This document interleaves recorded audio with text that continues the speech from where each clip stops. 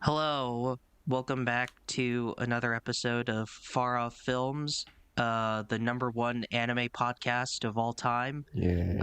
It is I, Timmy from Valhalla Jong-un Productions.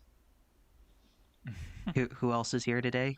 I'm Immortan Jules, from the channel The Walrus Man. Who else is here with me?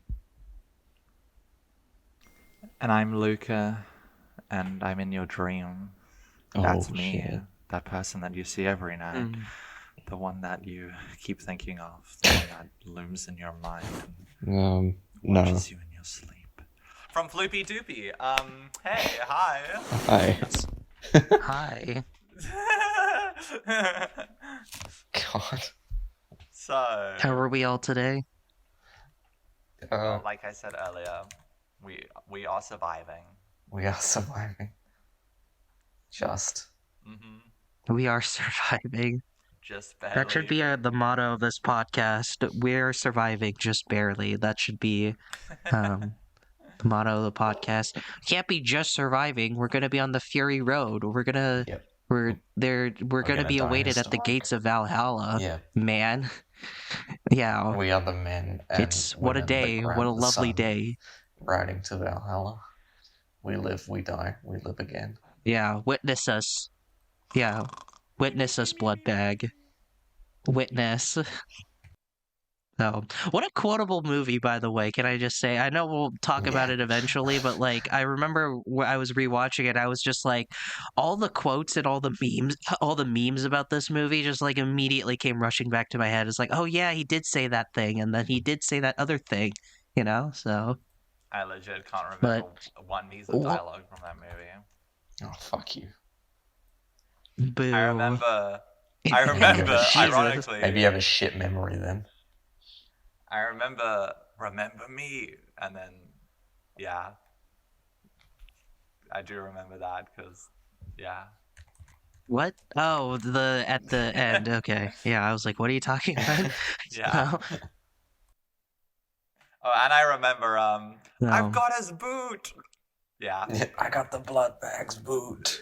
Not the blood bags, Yeah. food. Yeah, that's chocolate blood. Oh, I So- actually do remember Yeah. someone. Actually, no, I Mediocre. remember a few lines. Yeah, see? Out of all his wives. So now that you remember them, you'll change your... Of all the wives you had to shoot, you had to enter there's something with that one I kind of remember. You had to injure his favorite. Out of all the wives you had to shoot, you had to... yeah, the leg attached to his Yeah. favorite. That was it. Yeah. Mm-hmm. Yeah. Yeah. I mean, this is Jules' favorite movie. I'm sure he'll fill us in on all the details and quotes and stuff, so...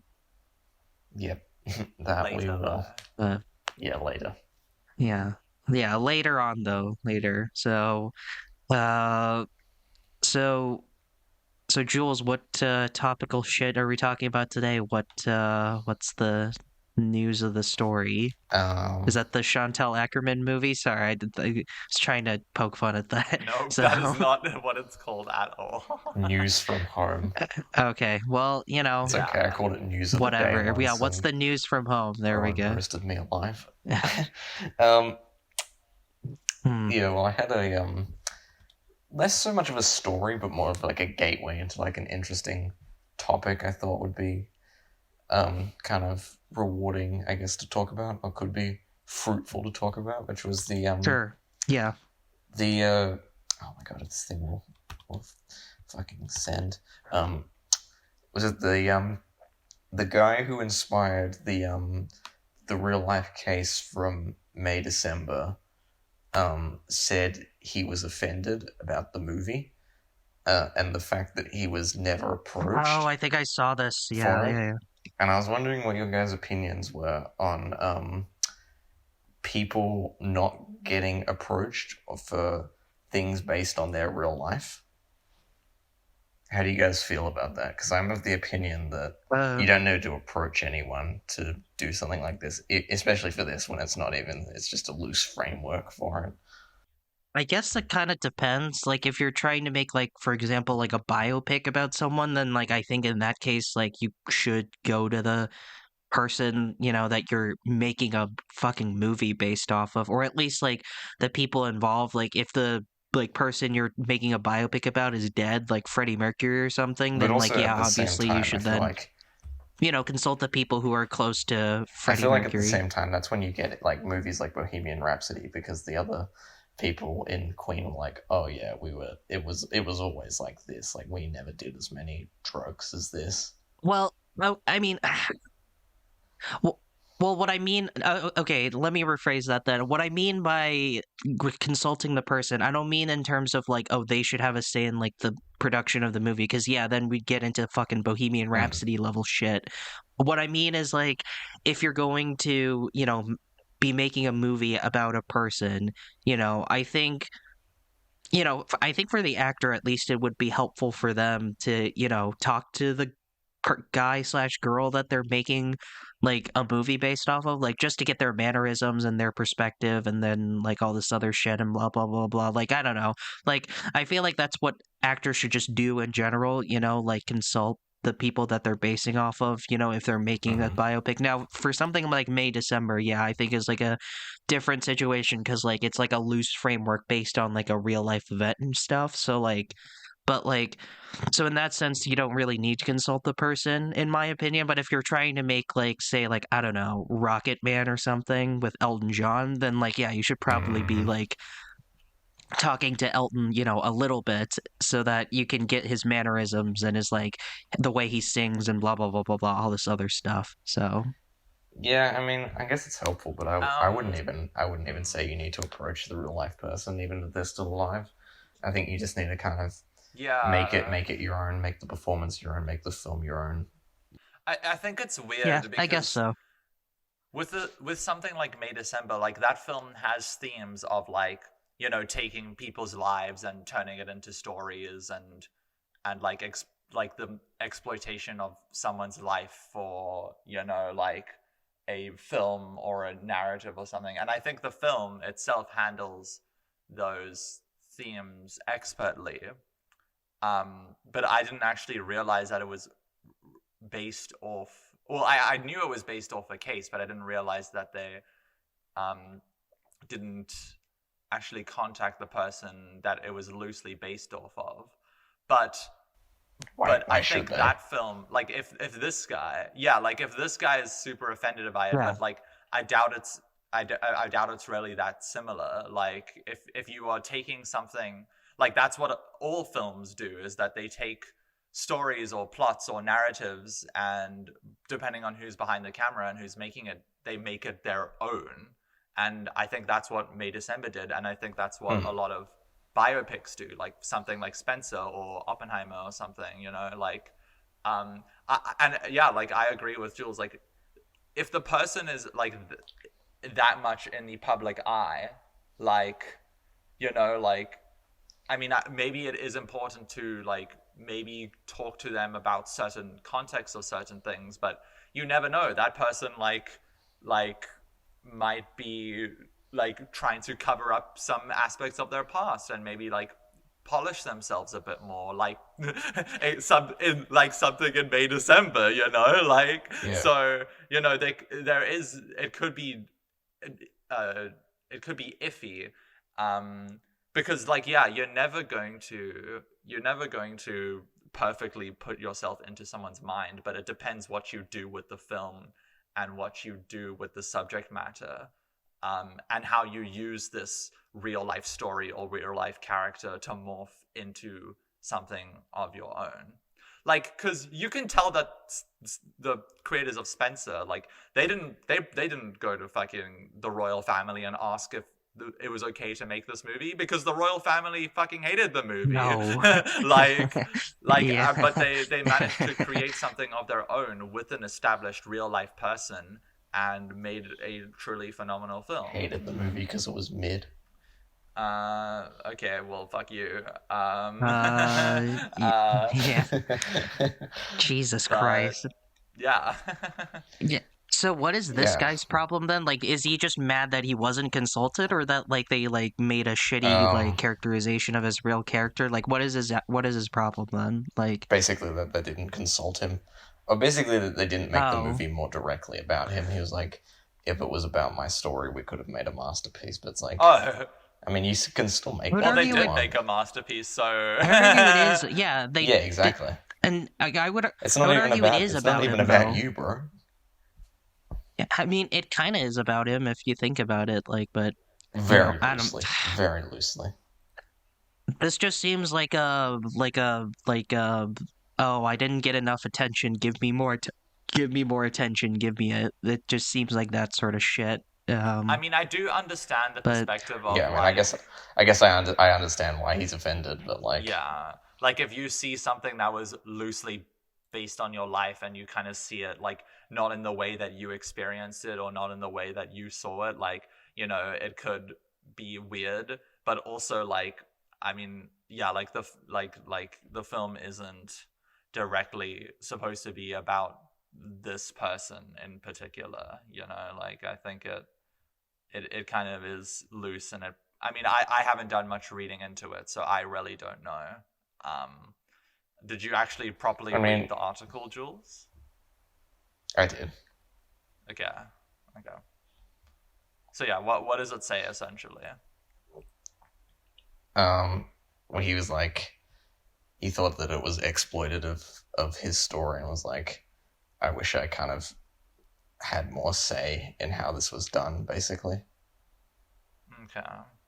yeah, I don't. I mean, I don't know what to say at that point. It's like I don't know. Like I didn't get the impression that it was exploitative, and yeah, you guys definitely didn't get the impression that it was exploitative. So it's like I feel it's I the don't know. most, Like if he's really looking for someone to tell his story, that's probably like the most like nuanced take he could ever have.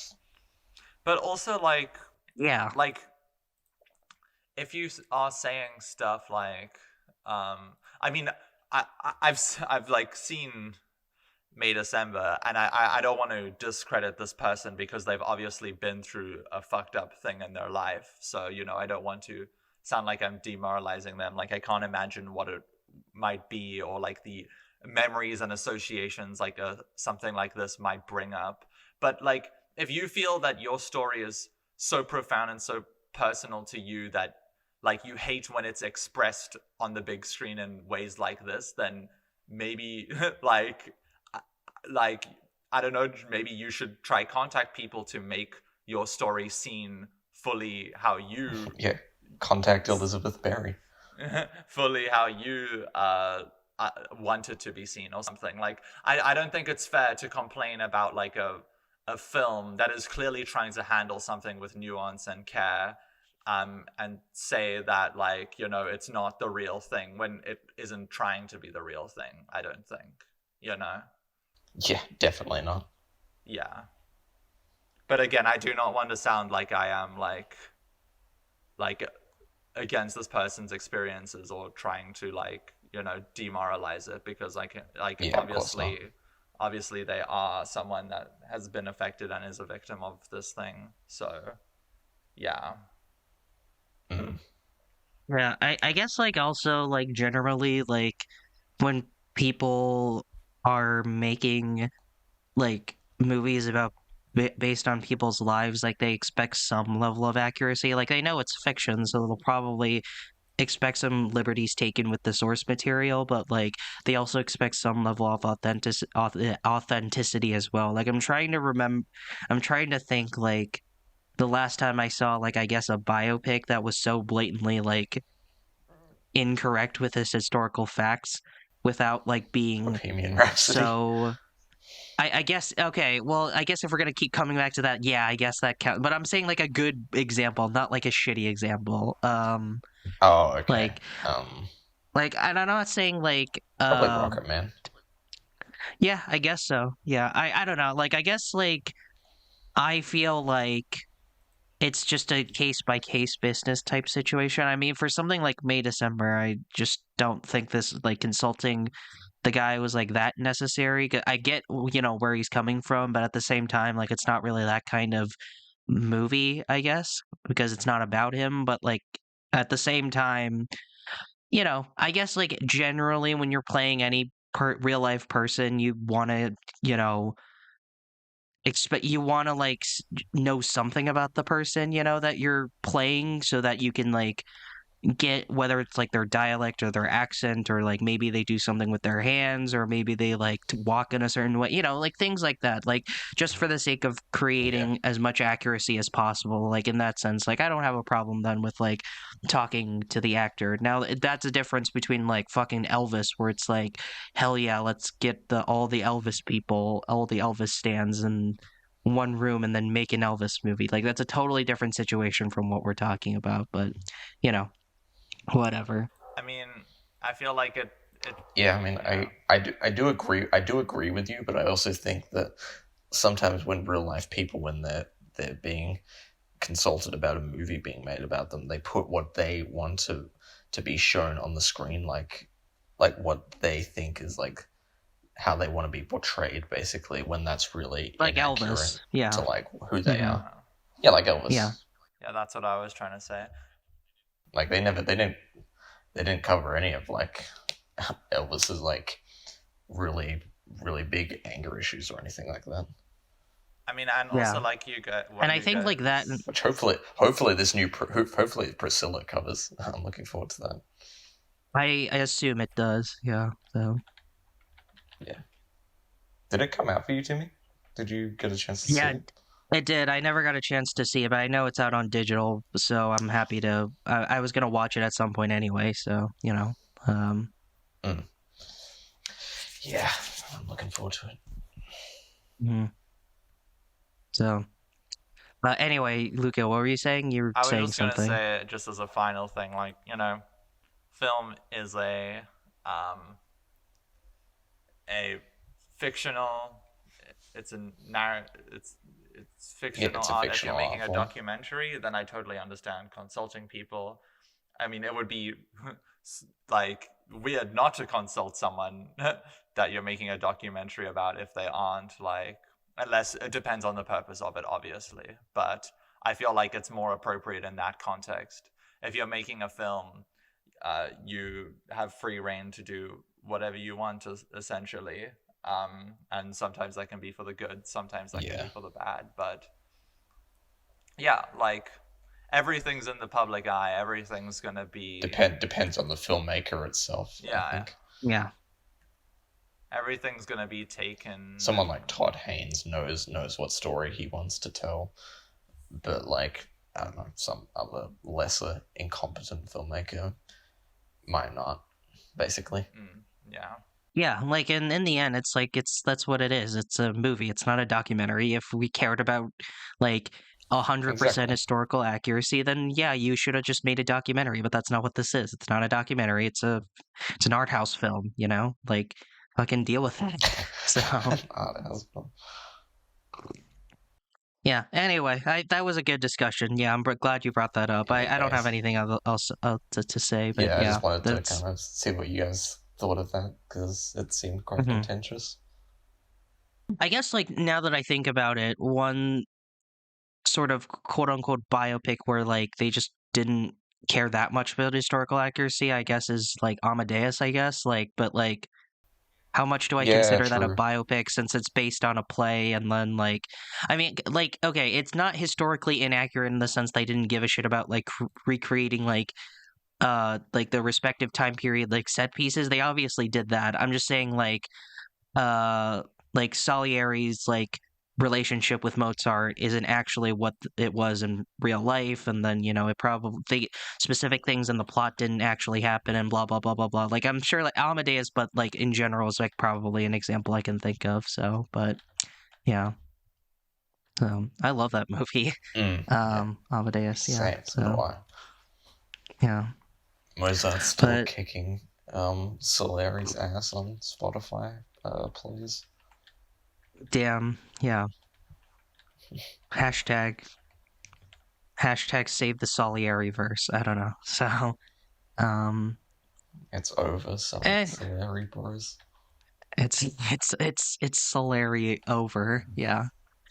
Um anyway, yeah, I guess we can move on to something else. Some Yes, movies. yes, yes, yes. Mhm. Some movies, perhaps? Did you want to talk about, rant about Rebel Moon? Because you I seem to honestly have been would. dying for this. Well, I was honestly hoping that you and I would rant about it together, but I guess that's not happening because you didn't get a chance to see the movie. Just wait, Jules will watch it. I Just chill and play. Well, yeah, so I'll save all my Okay, further should we just details wait till when next you episode? watch it, and yeah, but here's what I'll say for now though. I'll just say this because so I went into this movie with some friends and we were drunk and I was really, really, really hoping for like Zack Snyder's Jupiter Ascending because that's what the trailer looked like, and I was really hoping it was like a Jupiter Ascending-esque type movie, but it really wasn't. It was just the same sort of shit that I honestly should have expected from Zack Snyder. It was just the same like Snyder cut Army of the Dead level tone where like everything is super serious, bro, and like fucking slow-mo galore everywhere. Like I genuinely believe that like if all the slow-mo was like removed from the movie, the film would be like an hour shorter. Like I'm not even joking. That's how much slow-mo is like rammed in the movie. Like every single action scene in the movie is just filled with this shitty Zack Snyder load slow mo, and I was so pissed off because I was like, "Can you just show us some real action here, Zach? Like, can you just like do something that isn't just the same thing that you've been doing since 300, please?" Like, and the characters are just so dumb. They're so bland. They have no characters, basically. Like, when me and Cole and Matthias were watching the movie, we were just calling out all like the Star Wars trope characters that they introduced. You were like, well, that's the Luke Skywalker one. That's the Han Solo one. Um, the what's his face, the King Arthur guy is the Han Solo type. Banduna's character is the Jedi because she busts out red light swords that aren't lightsabers but basically are.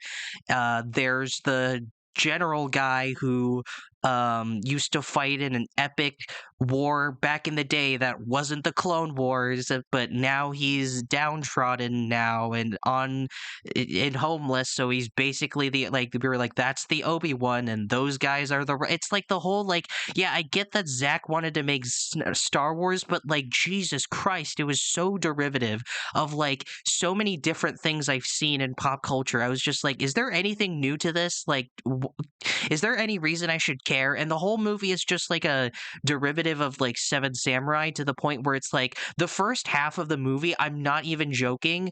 Not even the first half, like 3/4 of the movie is just the characters going to different planets to recruit their team. Like, and that's it. Like, that's 3/4 of the movie. And you're just sitting here and going, like, so what though? Like, do they have characters? Like, and they don't develop the characters at all. Like, the most character development that anyone gets is that each character that is recruited to the team, like, gives a big speech, be like, "This is who I am, and this is my thing," or blah blah blah blah, blah whatever, you know. And then but like by the time you watch the movie, you're just like, "Oh wait, who's that guy again?" Like, it's like because by the final third, I'm gonna keep this to myself once Jules and I go really in depth into spoilers. Something happens where like it leads to the final battle, and the final battle, the bad guy is literally just a Nazi. like it's because they're just space Nazis, and I don't mean that in terms of like, oh, they're Evil like space Hitler. they're literally like there's an evil space Hitler in the movie. Like that's like obviously he doesn't have the mustache, but like he's basically evil space Hitler. He's played by Carrie. How do you pronounce his name? The guy from Saw One, Carrie Eulis Lewis. I don't know. Carrie Like the Elwes. guy from yeah, Dr. Gordon is like space Hitler in this movie, and like it's like they're not even shying away from the fact that these guys are space. They're literally space Nazis. There's no like subtext. There's no creativity. There's no like other interpretation that you can get. They're just space Nazis. And then you have Ed Skrein, the Wow. Ajax from Deadpool. He's like the main bad guy, and his motivation is that he has no motivation. He's just evil. He's just a dick. That's it. There's no other point to it. Like he's like, and then oh yeah, and I forgot. There's like kind of like a Darth Vader character in the sense that like so the main character played by Sophia Boutella, her backstory. I'm not spoiling anything because this happens like 20 minutes into the movie.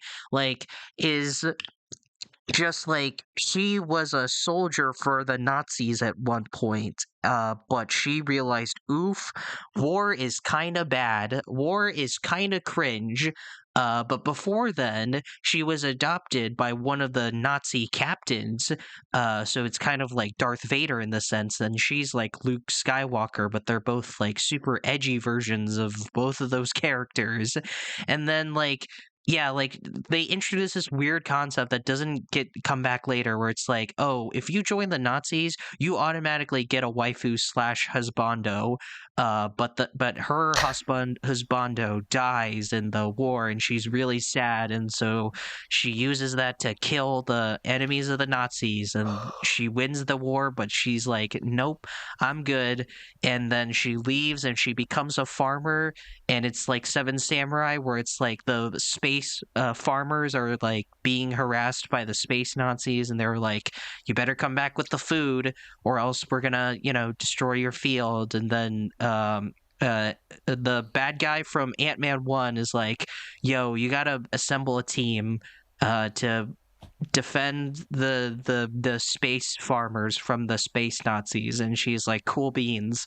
And yeah, she assembles the team, and it takes so fucking long to assemble the team because it takes like half an hour for each character to be added to the team and given their backstory, which doesn't matter and isn't incorporated to the whole movie. It just I'm I'm just sitting there and I'm going, why is this half a movie? Like, this is part one. What happens in part two that justifies this? Because like this whole time I was like, this entire movie could have been summarized in like half an hour. I'm not even joking. Like, that's how much time wasting. Like, this movie is only as long as it is because of slow-mo and time wasters of like stuff that doesn't matter or doesn't like it isn't important in the overall plot. So you're just sitting there and going like, Jesus, like Zach is actively wasting my time here. And I was so mad the entire time. I was just like, can you just please do something interesting? But then nothing happens. So you're just sitting there going like, anyway, yeah, it's like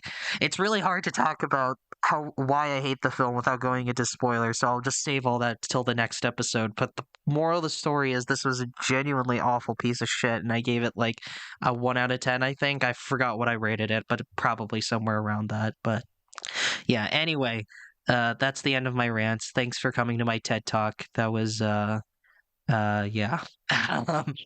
So any questions? No, that was a That nice was little quite short rant. something. Yeah. But based on what I describe, how I described the movie, does Rebel Moon sound like what you expect, like quality wise, or I mean, yeah, I didn't doubt that since the second I saw like the premise of the trailer. like it's literally just Seven Samurai? Like I'm not even like I cannot like express how just like Fine. there's a difference between Star Wars being inspired by the Hidden Fortress and then just like pulling a fistful of dollars Yojimbo type situation where it's like this is just Yojimbo but with like cowboys or whatever. This is just Seven Samurai but with like, I don't know, space Nazis and space farmers and other stuff. Like I cannot express how derivative it is. But I don't know, whatever. So Yeah, I look forward to seeing it. no, you don't. Yeah, but no, I do actually. Okay. Yeah, I guess I don't know what I should have expected at this point because it's like, Hopefully, will be the first time I can get drunk with my dad watching the movie. oh yeah, you're not a baby anymore. You can drink now. Congrats. Yeah, I will say, yeah, you will Yes. need alcohol to sit through the movie because I was like, if I didn't have Oh, alcohol, great. I think I would have shut this off at a certain point. So yeah, and it was just hard to like make fun of the movie too because there was like the movie's like normally in a film that's like so serious and so dour, like it's easy to make fun of, but it really wasn't. It was difficult to make fun of the movie. It was just so boring, like um but some of the aliens were cool, I guess. I don't know. I guess that's the best thing I can say about it. So um anyway, yeah, I guess we can move on to something else. So yeah, while I saw a bad Yeah, what movie, is that? you guys saw uh a good movie. Well, you guys saw Saltburn and Dream Scenario. I saw half of Dream Scenario. I'll finish the rest of it after this recording. I promise it's not going to be like a talk to me type situation where I said I'd finish it and then I just never do. I promise, I pinky promise I will finish Yes, it will. Dream Scenario. Yes, it will. Because I actually was like really, really into it though. Because like if you guys want to talk about spoilers, it's fine. I don't. I'm fine with you guys spoiling Well, where it. are you up It's to? okay with me.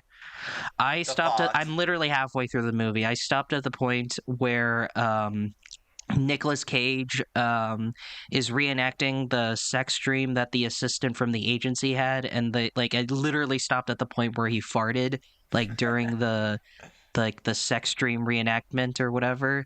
And I didn't shut it off because I was bored or anything. I shut it off because it was like midnight and I was like, I gotta go to bed. Like I gotta get up early to record the Fuck podcast. that. So yeah. But yeah, Okay. I enjoyed what I saw so far. Like I know Luca, you're a fan of this director because you saw what was his first film, Sick of Myself or something like that. I know Sick of you're a fan of Myself. that film. That's not his Yeah, first film, but that's not his it first film. no, but it is his I can't find best the other film. one anywhere. Jules, Previous, did you okay. like Sick of Myself or Dream Scenario more? Sick of Myself. Okay, yeah. I think Sick of Myself is more tighter, but Dream Scenario was still really great in my opinion. Okay. I think Christopher Borgley, that's his name. He does so much with He's his awesome. concepts, and you just gotta fucking appreciate it. You just gotta appreciate how hard he goes. Like, not one stone is left unturned. You're like, okay, that's cool. They did this with this, but like they won't go this place, right? And then they go that place, and you're like, okay. And you're like, okay, they've gone this far though. Like, surely there's nowhere else they can go. And then it keeps going, and it's like, my goodness, it's like, and the fact that he is able to cram so many different things into one like concise idea is just very it admirable, I guess. You always feel like even if you maybe don't necessarily get what you are expecting, you always get a lot out of his films. And yeah, I really like him. And yeah, Dream Yeah. Scenario For sure. is a great effort. Well, a great film. I love Nicolas Cage in this role. I love what this film has to say. I don't actually want to go into spoilers, Timmy, because I feel like you, like I just said with Christopher Borgley, like you actually, it's best not knowing. You This never is my know first- what's Yeah. going to happen. This You is bet. my first film from this director, so I didn't see Sick of Myself, but honestly, from what I've seen from this film, I do want to go back and check that one out. But Yeah, you I'm should, really loving what I'm watching definitely. so far. Yeah. So I remember someone described Sick of Myself. It's like kind of similar to like The Worst Person in the World or something, in the sense like it's about No. like a If she woman was who's actually just the worst like person in the world. It's not if similar at if she was the all. actual worst person in the world. Yeah. So Well, I guess um, it's kind of similar. It's similar that they're both Scandinavian and they both follow like a narcissistic person in ways. But I think in The Worst Person in the World, it is like genuine and like human, and you're supposed to kind of insert yourself into the character. In Sick of Myself, it is just a critique. It is literally just like, what if we made the most insufferable person to watch? Like, it's hilarious. yeah. But Dream Scenario follows Nick Cage as kind of like a, like a kind of socially awkward, kind of goofball, kind of goober, kind of biology teacher or Kinda professor. Schlubby, that's a good word. Yeah, schlubby. And yeah, he kind of just is someone that, you wouldn't expect to take the world by storm. He's just an average Joe, and eventually he starts appearing in everyone around him's dreams, and the scenarios and the consequences and the situations that arise from that concept. And yeah, Mhm. I really loved it. I watched this at like a little premiere thing in my pajamas with a crowd of people that were clearly there for Nick Cage and A24 and stuff. Oh, so it's like a Barbenheimer type situation where it's like you guys dressed up for the occasion and Yeah, we whatever. all went in our pajamas. And yeah, it was fun. It was a fun time. It was a fun time. Mhm. Yeah, what do you think, Jules? And Timmy, I guess, of what you saw. Yeah, I I did really like it. I saw it opening day, crowded cinema, with a friend who had never heard of Christopher Borgley. Yeah, really, really great experience. And yeah, you kind of covered all the bases. Like Nick Cage is great. I loved all the makeup they put on him, give him like the Yes. bald cap and stuff, God, they make and him look like all this so kind of pathetic. and all Like, yeah, like his really like stupid coat that he wears and stuff, and yeah. like his sweaters. Yeah, and so funny as well. Like there's some very very unexpected moments. But it's also I don't know. I was talking about this earlier with some other people. Um, I think Sick of Myself, Luca is just like a straight up comedy. But I think this one is like more of like a tragic comedy, if you will, because I feel like this one is a lot more like just nightmarish, I like a wouldn't say a nightmare. tragic Um, comedy. I would say like a horror comedy, honestly. Like, True. yeah. Like, I don't think you're. I mean, maybe parts of the film you're supposed to feel sympathetic for him, but the film is kind of just like, what if we just bullied this fucking guy? Well, what I actually, I'm actually gonna dive into it a bit. What I really like Yeah, about yeah, this go ahead, please. film, Yeah. and I think I can say this without spoiling, and I think maybe like, oh no, it's kind of a spoiler, but I guess it doesn't necessarily spoil any events of the film. What I really like is that, um, so yeah, Timmy and I were talking, and I asked Timmy like what he thinks is gonna happen, and I think within the trailer and like Did I predict it just the correctly? vibe of the film. No, you didn't predict it correctly at Okay. all. But um, obviously things do go wrong at some point. There is a tipping point, and Timmy, you got to the tipping point, but you actually haven't witnessed what happens after the tipping point yet. And those elements I won't spoil. But what I like Okay. about the film is that it kind of speaks to like this idea of like the collective conscience, and maybe the world doesn't need to see you doing a bad thing, but even if like you hide your wrongdoings from the world and the whole world can interpret you as a bad person, then maybe you are one. Like it has this interesting um mindset about like your image and your personality and the type of person you express to the world around you.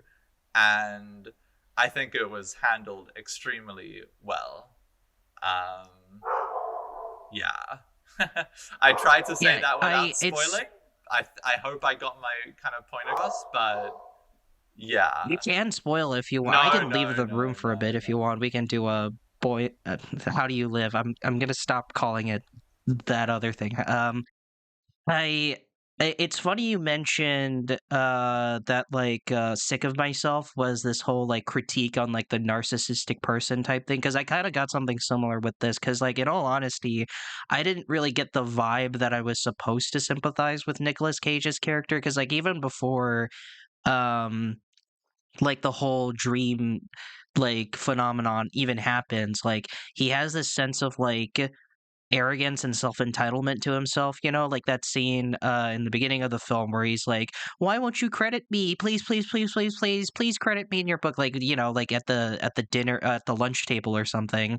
Like I was like, that like that's kind of pathetic. And then him like deleting the recording when he realizes it's like he's just kind of like being really naggy, and like it like puts a bad image of himself like out there, and like he wants to have as clean cut of an image of himself as possible. So like when even like at the beginning, like I didn't really get the vibe that I was supposed to be sympathizing with this character, like obviously like at some points I did kind of sympathize him, like when that random guy like came in, broke into his house and like threatened his family with like a knife or whatever. Like at that That was a moment I was great like, oh scene. wow.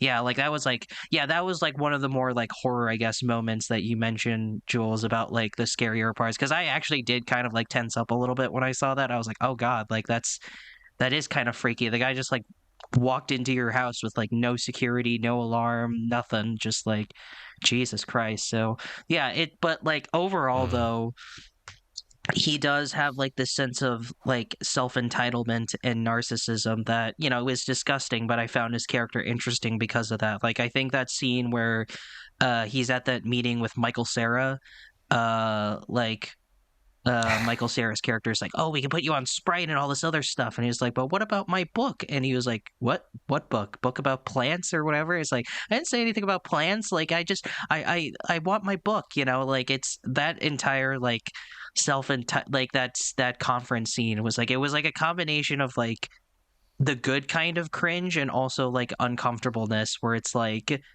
oh god, like he really is like he's really like kind of like it's all getting to his head, because like literally because it was so really interesting, like at that moment he was like, I don't want to do Sprite, and then uh the characters was like, oh, you could meet Obama, and all this other stuff, we can have Obama dream you, and like he didn't care about that stuff at first, but then when he was calling his wife, he was like, oh, did you know that they were going to make me do Sprite and maybe meet Obama, like he was like trying to impress her, but like his wife's like, you don't need to impress me, Mm. like why are you doing this, it's like it's a lot of it really makes Nicolas Cage's character very interesting, because he has this like grand delusions about himself, like thinking he's like entitled to like, I deserve a book, I deserve to be credited and blah blah blah blah, all this other stuff. So yeah, from what I've watched so far, it's like very interesting like character study and all this other stuff. And yeah, I can't wait to see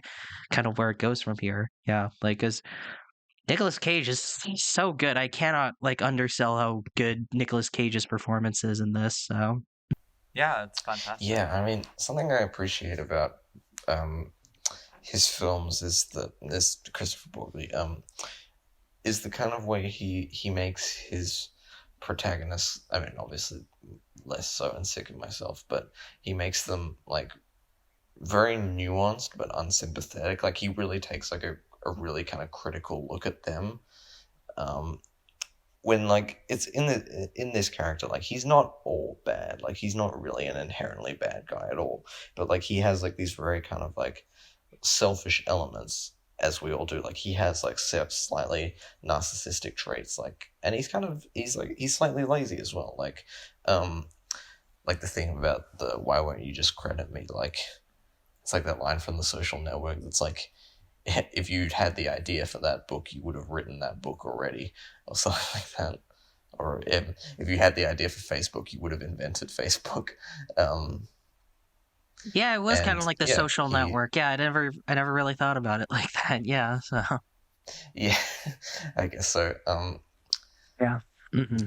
Yeah, and I think that makes for like a very kind of interesting character, because you're not sure if really you should be like, if you should like him, because obviously you feel for him.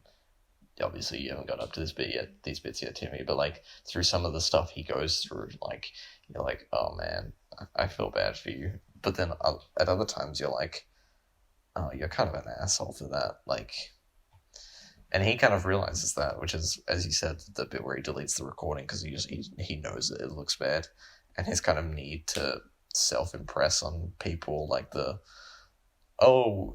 is this one of these invites to these dinner parties? Like he kind of wants to be in this like seen in this kind of like slightly like higher society, like intelligence kind of light by other people, which is kind of why he's just basically a bumbling fool when this all starts happening, and he's like, he doesn't really know what's going on.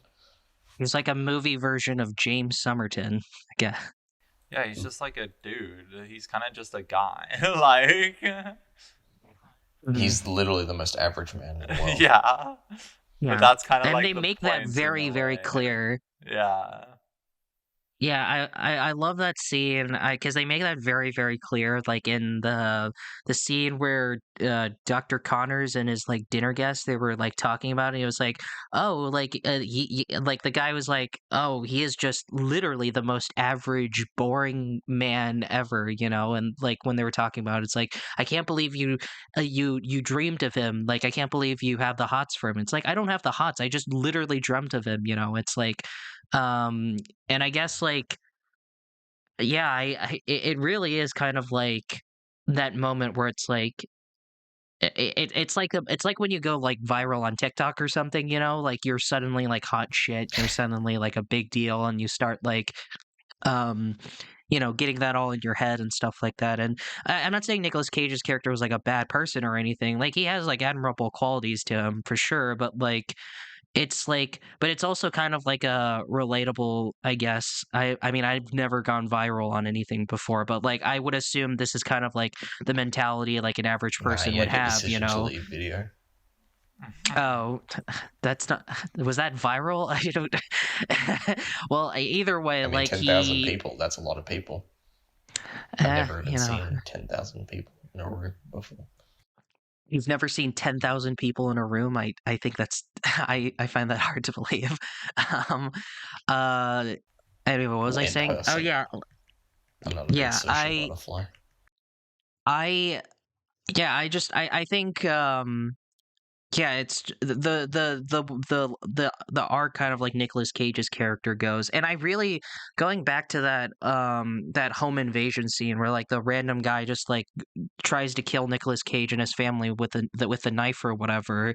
I really love how like scarily that scene is constructed, you know, because like you have that one guy who's like, you gotta like reinforce your windows, you gotta like take self-defense classes, like maybe you should move, but they don't want to move, like maybe you should get a dog, but the you know the daughter's allergic to dogs and blah blah blah blah blah.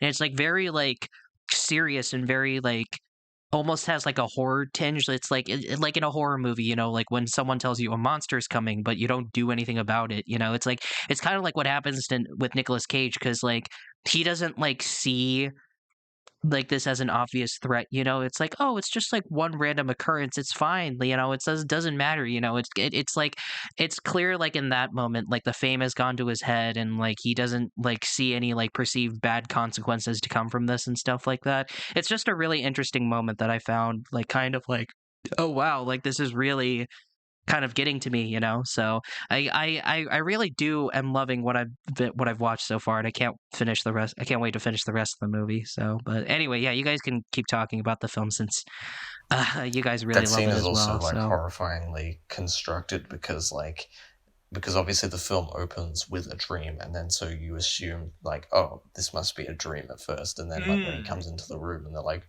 what the fuck are you doing in here? You're like, oh shit, this is real. That's what I love about the fuck me. movie. Like this Is that it kind of plays with your expectations Did you notice of what actually ends up being a dream and what actually ends up being real life. That's what I loved about the movie. There's like a moment at the end of the film, or near the end, that I think Jules knows which one, where like you're like waiting for it. You're waiting for like it's a cut to it being a dream, and then it just doesn't, and you're like, oh shit, like yeah. So like I love how the movie like builds these expectations and doesn't actually allow you to fully know when it's a dream or not from the get-go, and it really helps like add like tension and like atmosphere to the film. Yeah. But you can kind of tell when something was a dream and when something wasn't. Because I don't know if you noticed this, but like whenever there's a scene with a dream, the camera is kind of like it takes like a sort of semi out of focus approach. Like there's things that are like slightly more blurry or out of focus in the background because obviously you don't remember like specific details like the exact like the bark of the tree or the color of the grass or whatever. But yeah, and it looked like it was shot with like a different like camera lens and stuff. Actually, because the film kind of starts out of focus, and I was like, I actually looked back to see if my cinema was projecting it in the right spot. No, that's just how the film looks at parts. But yeah, I was assumed like, that was like an intentional choice. Yeah, do you know? Are you guys familiar at all with like what camera? Because like I really liked the cinematography, and it had like kind of like a it had like a specific tinge, you know, to the, like the look of the film that I really liked. It was almost like watching like kind of like an older film. It's Ariflex. okay, yeah, because I really did like the look of the film as well. It looked like an older movie. That's just so. Christopher Borgly's style as well. Like a lot of Sick of Myself is shot very similar to this film and edited very similarly to this film. Yeah. Or he edits the films as well. Well, he edited this. He didn't edit Sick of Myself. Oh, did he? I thought he did. Nah. You're clearly not a true Christopher Borgly fan. Yeah, are you even a fan, bro? Yeah, like, true. Jesus. I mean, I still haven't seen. You still. Oh wait, he did. I'm stupid. A true Christopher Borgly. He did edit Sick of Myself. Yeah, what the? I fucking knew it. I was like, I guess Luke is not the real fan. Oh wait, sorry. No, I was thinking of. Yeah. I was thinking of his documentary. Oopsie doopsie. Sorry. Yes. My bad. So what other movies from this director do you guys recommend that I should watch as well? Because Sick of Myself was already on my watch list anyway, but well, there's only Drip's one. pretty cool. I like Drip. Oh, is this his only? That was his only other feature film? No, okay, cool. There's Drip. Yep. Oh. Like, is no one... Yeah, and that's it. Yeah, there's Drip and Sick of Myself, but his shorts are really cool. Okay. Yeah. I still need to watch his shorts. The ear short it's like only 10 minutes and it is wild. Should watch that one. Mm-hmm. Yeah. Yeah. Mm. And the Willem Dafoe short's also quite funny. It's like Willem Dafoe? Yeah. I like Willem Dafoe. I'll watch anything that he's in. Oh no, he's not in it. Willem. Oh, not. Then wait, you said he's. It's about Willem Dafoe. Oh, it's about. Okay. Damn. No, it's not even about. Still counts though. Willem Dafoe. It's called Willem Dafoe though.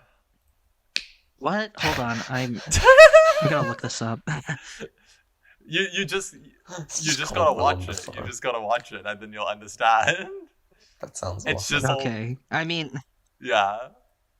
The more you watch of this guy, the higher you'll understand like his style and what he like tries to go for with the things that he makes. Okay, gotcha. Yeah. But yeah, cool. Dream Scenario, good, great movie.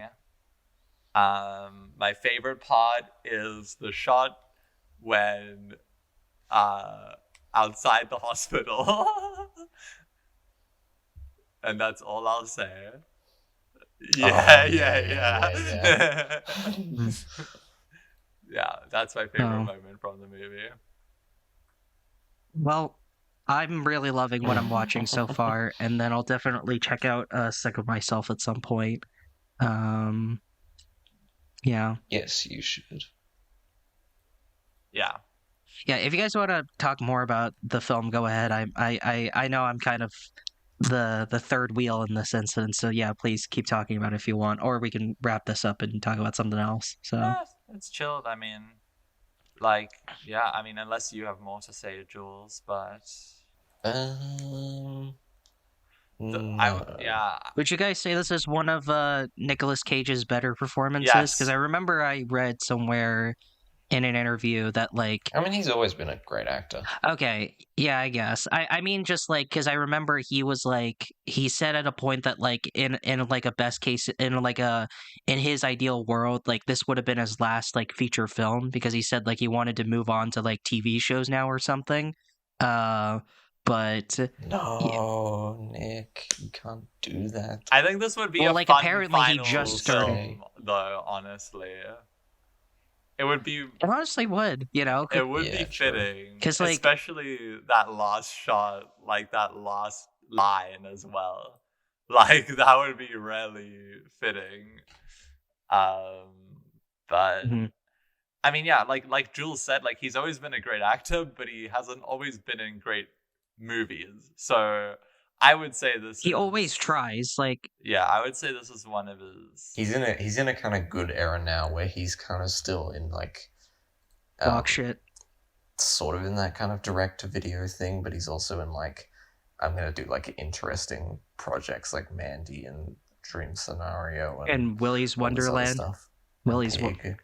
Willy's Yeah, Wonderland. and then he puts out like a Willy's Wonderland. This in might be between. like the best, like Mhm. overall. I do have an enormous amount of respect for him though. Oh yeah, I have nothing think but he's awesome. love and respect for Nicolas Cage. Like I genuinely think he's like a genius. Like he might not be in like good movies all the time, but like he at least gives a shit when like he's in those not good movies, you know? Like there's a reason why Vampires Kiss is a meme. There's a reason why The Wicker Man, his movie, not the original, is a meme, you know, cuz like he puts in 100% effort, you know? And I respect that. So, This might be like sorry, Luca. Yeah. maybe this is like just recency bias or something, but like when you think of like all of his movies where like he's like the actual star in, like this is probably the best one. Like if you think about it, like I mean I'm biased because like Adaptation is my second favorite movie ever, but I would shoot, say Adaptation's wait. like the better like movie is I lead forgot in. about Adam. Yeah. Yeah, I mean, yeah, both kind of interesting movies about careers. So, but yeah, no, I And then I you also have probably to would think say about, like- Adaptation is actually True. better. But I guess recently, like this is easily the best Nicolas Cage movie like you'll find out there. Like, yeah. Yeah, definitely. I like But Mandy. I wasn't I wasn't the biggest fan of Pig, but I remember really, really loving Nicolas Cage's performance in Pig. I was like, damn, you're kind of an amazing actor, bro. Like, I mean, that was like the case already, but like in Pig, I was like really impressed by his performance. So, yeah, but like even like you know, like, but it's also hard to determine like, well, what constitutes like a great Nicolas Cage. Like there's a difference between Nicolas Cage and like Face Off or whatever, or like in Con Air compared to like Nicolas Cage and like Adaptation or this, you know? It's like so it's just also dependent on what sort of Nicolas Cage ism that you want from him these days, you know? Like I but in a way that also Yeah. kind of makes him a very versatile actor. Like he can literally do Face Off and then he can do Adaptation, like no problem, you know? Like I mean, I think in those kinds of movies, like he's funny, but like, you know, he's not actually providing something where it's like, you know, people are gonna think about it and talk about it as like a real performance, you know. Well, I disagree. I think his performance in Face Off is like unironically like something worth talking about because he's not just Awesome. playing Nicolas Cage, he's playing John Travolta playing Nicolas Cage. Like, come on, that's like an Oscar. I'm saying this both ironically and unironically. I mean, he's pretty much just playing Nicolas Cage. I guess so, but yeah. So like in that movie, yeah. yeah, the moral of the story Have either is of you guys seen Rumblefish? I haven't. No. I know Oh, Jules, he's you great in that. love it, yeah. So I know he's in that, and I know he's in a lot of like early Francis Ford Coppola movies because I know he's in Peggy Sue Got Married or whatever it's 'cause called. He's Yeah. his nephew. Well, yeah, I knew that, but like, still, yeah, I Rumblefish is something I know you mentioned you want to recommend it at some point, so I'm looking forward to watching it when you do. So, Yes. I just know it's from the same author as The Outsiders, which I was not a fan of at all. I was like so bored watching that one. I was just like, God, can someone just die already, please? Thank you. So, yeah, but anyway, you guys can rate Dream Scenario if you want. I'm keeping my rating neutral until I finish the whole movie. So, but you guys can go ahead. Yeah, yeah, 8 out of 10. Really good, really solid. Really fun time. Would highly recommend seeing it in theaters. Yeah, 8 out of 10, definitely. Fun time. Yeah. Yeah. Yeah. Well, Fun speaking time, of, but also like has a lot of Did did we want to talk about kooky stuff. Yeah. Mhm. Did we want to talk about Poor Things? Timmy, did you watch it? Sorry? Did you watch Poor Things? No, you guys need to Oh wait. no, for me, please. I haven't had the Oh, chance to watch yeah, Poor fuck, Things you haven't yet. seen it. Well, God damn it. Lucas, yeah, we probably won't be talking about Poor Things for a while because I don't know when the fuck it's gonna. Because I know Luca wants to talk about it, and I have the chance. The thing is though, I was supposed to see it on last weekend, but my friend canceled on me because he also wants to really see it. So we're just kind of like, um. we're just waiting for the right time so we can see it I saw together. But I that will be shit seeing Poor opening Things day. at some point, and I also will be seeing Ferrari at some point as well. So, but yeah, Guys, I'll I get just there. have to I have to tell you that Poor Things is releasing in Friday 2 weeks from now, so I might have to postpone Yes. the episode recording. I might have to No, I'm mean, fine, I'm honestly. seeing that opening day, so like, yeah, you can't stop me. If I have to not be in an episode, so be it. Like, I don't blame you because like had if I didn't get to see How Do You Live early, then I probably would have just like, can we just move this to tomorrow so I can see How Do You Live like opening night and yeah. stuff like that. So I totally would have understood that. So okay, well I guess in that case, yeah, we can just move on to the recommendation. Yeah, not every episode. I forgot to tell you. I think I mentioned this to Luca. I was like, Jesus Christ, the Walson Gromit episode was so long. It was almost 2.5 hours, if not exactly 2.5 hours. I was like, is every episode like at some point we're gonna have an episode that's like 3 hours long? It's gonna be the length of like a Lord of the Rings movie or something, and like God, I hope I don't know so. whether to be prepared for it or or scared by it. So, um, yeah. Well, Episode where we anyway, discuss like I don't know, like when the Call Me by Your Name episode happens and me and Luca talk about it. That's the one that'll go over 3 hours. oh yeah. Well, I was honestly expecting like the Lord of the Rings, the potential Yeah, future Lord true. of the Rings episode that will probably go over 3 hours. So it will be the length of a Lord of the Rings movie. So, but we're not here to talk about that. We're here to talk about my recommendation. So if you don't know, we're recommending movies that came out on my birthday, On your and birthday. I On well, your yeah, birthday.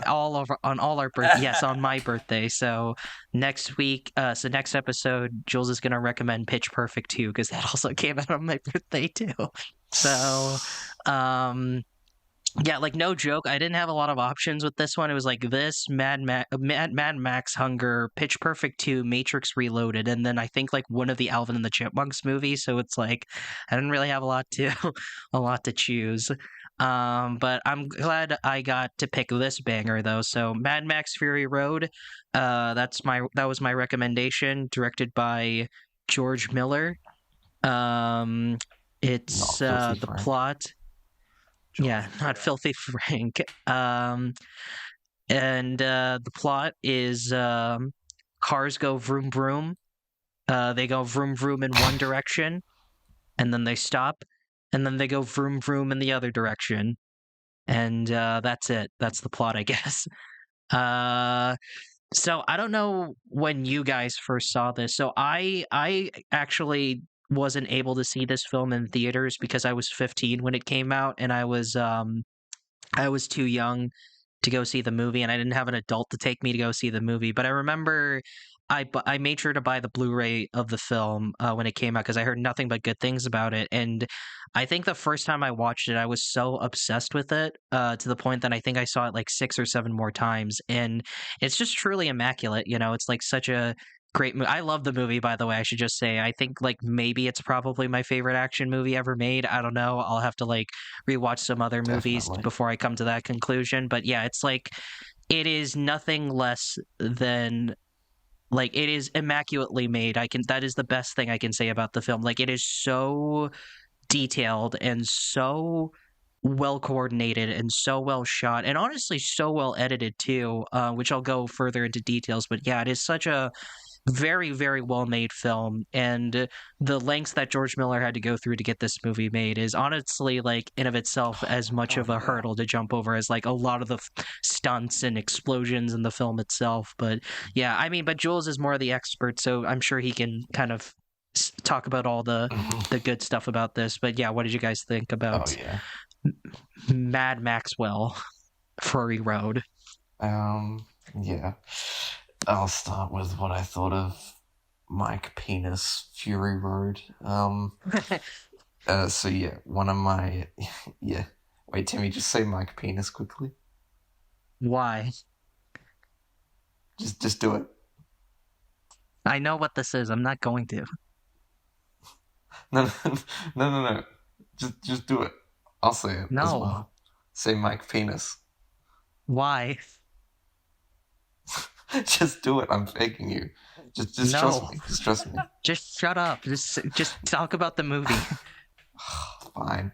Anyway, so yeah, Mad Max Fury Road. Mike Penis Fury Road, one of my all-time favorite movies. Mad Max is kind of holds a very special place in my heart. Obviously, they're kind of Australian, kind of patriotic gems. Like you have to like these movies if you're Australian. So obviously, I really love them, and this one is by far the best one in the series. Although you could probably make a case for the Road Warrior. And yeah, it's a masterpiece. Kind of a watershed moment in my kind of getting obsessed with movies and with cinema. It had like a very big impact on how I looked at movies, especially modern movies and kind of action cinema, blending into like very emotional cinema. Yeah, and it's just there's a lot of there's like such a human touch to the whole film, mostly because it's very minimally CGI, and also like wait, have you guys seen the other Mad Max films? I saw clips of the second one and the third one, but I've never seen like any of the other movies like in full length. So this was my first and only Mad Max film that I've seen. Oh, good. We'll be talking about the other ones soon. Yeah, I Wait, know. Luke, have you seen the other ones? I think I've seen Thunderdome before, but I The mid one. I probably it's so. No, I haven't seen Yeah, any Mad two. Maxes. I haven't seen any Mad Max. Yeah. Yeah. Because in those movies, like especially the very first one, which was kind of made like very amateurly, like for like $4, and they just had some vehicles. You can like really feel like, oh, this is just like some people kind of like fucking about, and it's like really fucking dangerous stuff that they're doing, and that's what kind of makes the movie so good. It's like, oh, that was incredibly dangerous, but it looked so cool. And you really feel that energy in this one, even though it's like an exceptionally like high budget kind of basically like an epic odyssey. Like the moments like when the guy more sort of like does his witness me and like jumps down into the Yeah, towards like the spiky car. I've seen the behind the scenes footage of that. They just had him on a yeah, rig and they and they like pulled him up at the last second, basically. Oh, really? Yeah, Yeah, no, yeah. this is I this would is highly one of those recommend that movies. everyone reading or watching this read the book Blood, Sweat, and Chrome, which is about the making of the film, because it's Yeah, a very I good kind of behind the scenes look. this is one of those movies where I kind of watch it, and every like 20 to 30 minutes I go, how did you pull that off? Like that was like so Exactly. like well executed. I'm just like, how did you pull this off? How did you pull that off? It was a lot of like, because yeah, like I remember a lot, like the one of the things that this movie was getting attention for is um like in that year of like atrocious Jesus CGI heavy action movies like Jurassic World and like Avengers whatever number we were at that point, and Terminator Genisys and all this other stuff.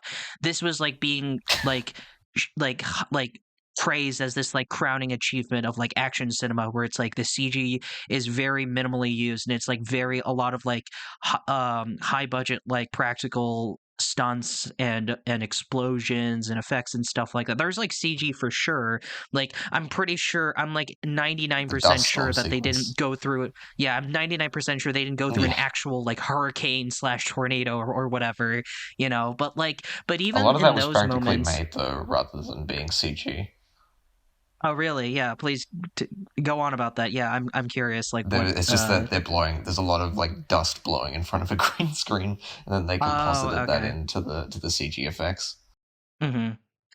Yeah, yeah, but even then, like you said, like even when they used obvious green screen like that, it still felt very real and authentic, because like you said, like real cars are crashing and exploding, real people are probably getting hurt. Like I don't know, like how many like stunt people got hurt during the production of this movie, but I wouldn't be Oh, surprised definitely a if like few. yeah, a couple stunt, because there were like some moments. I remember this distinctly.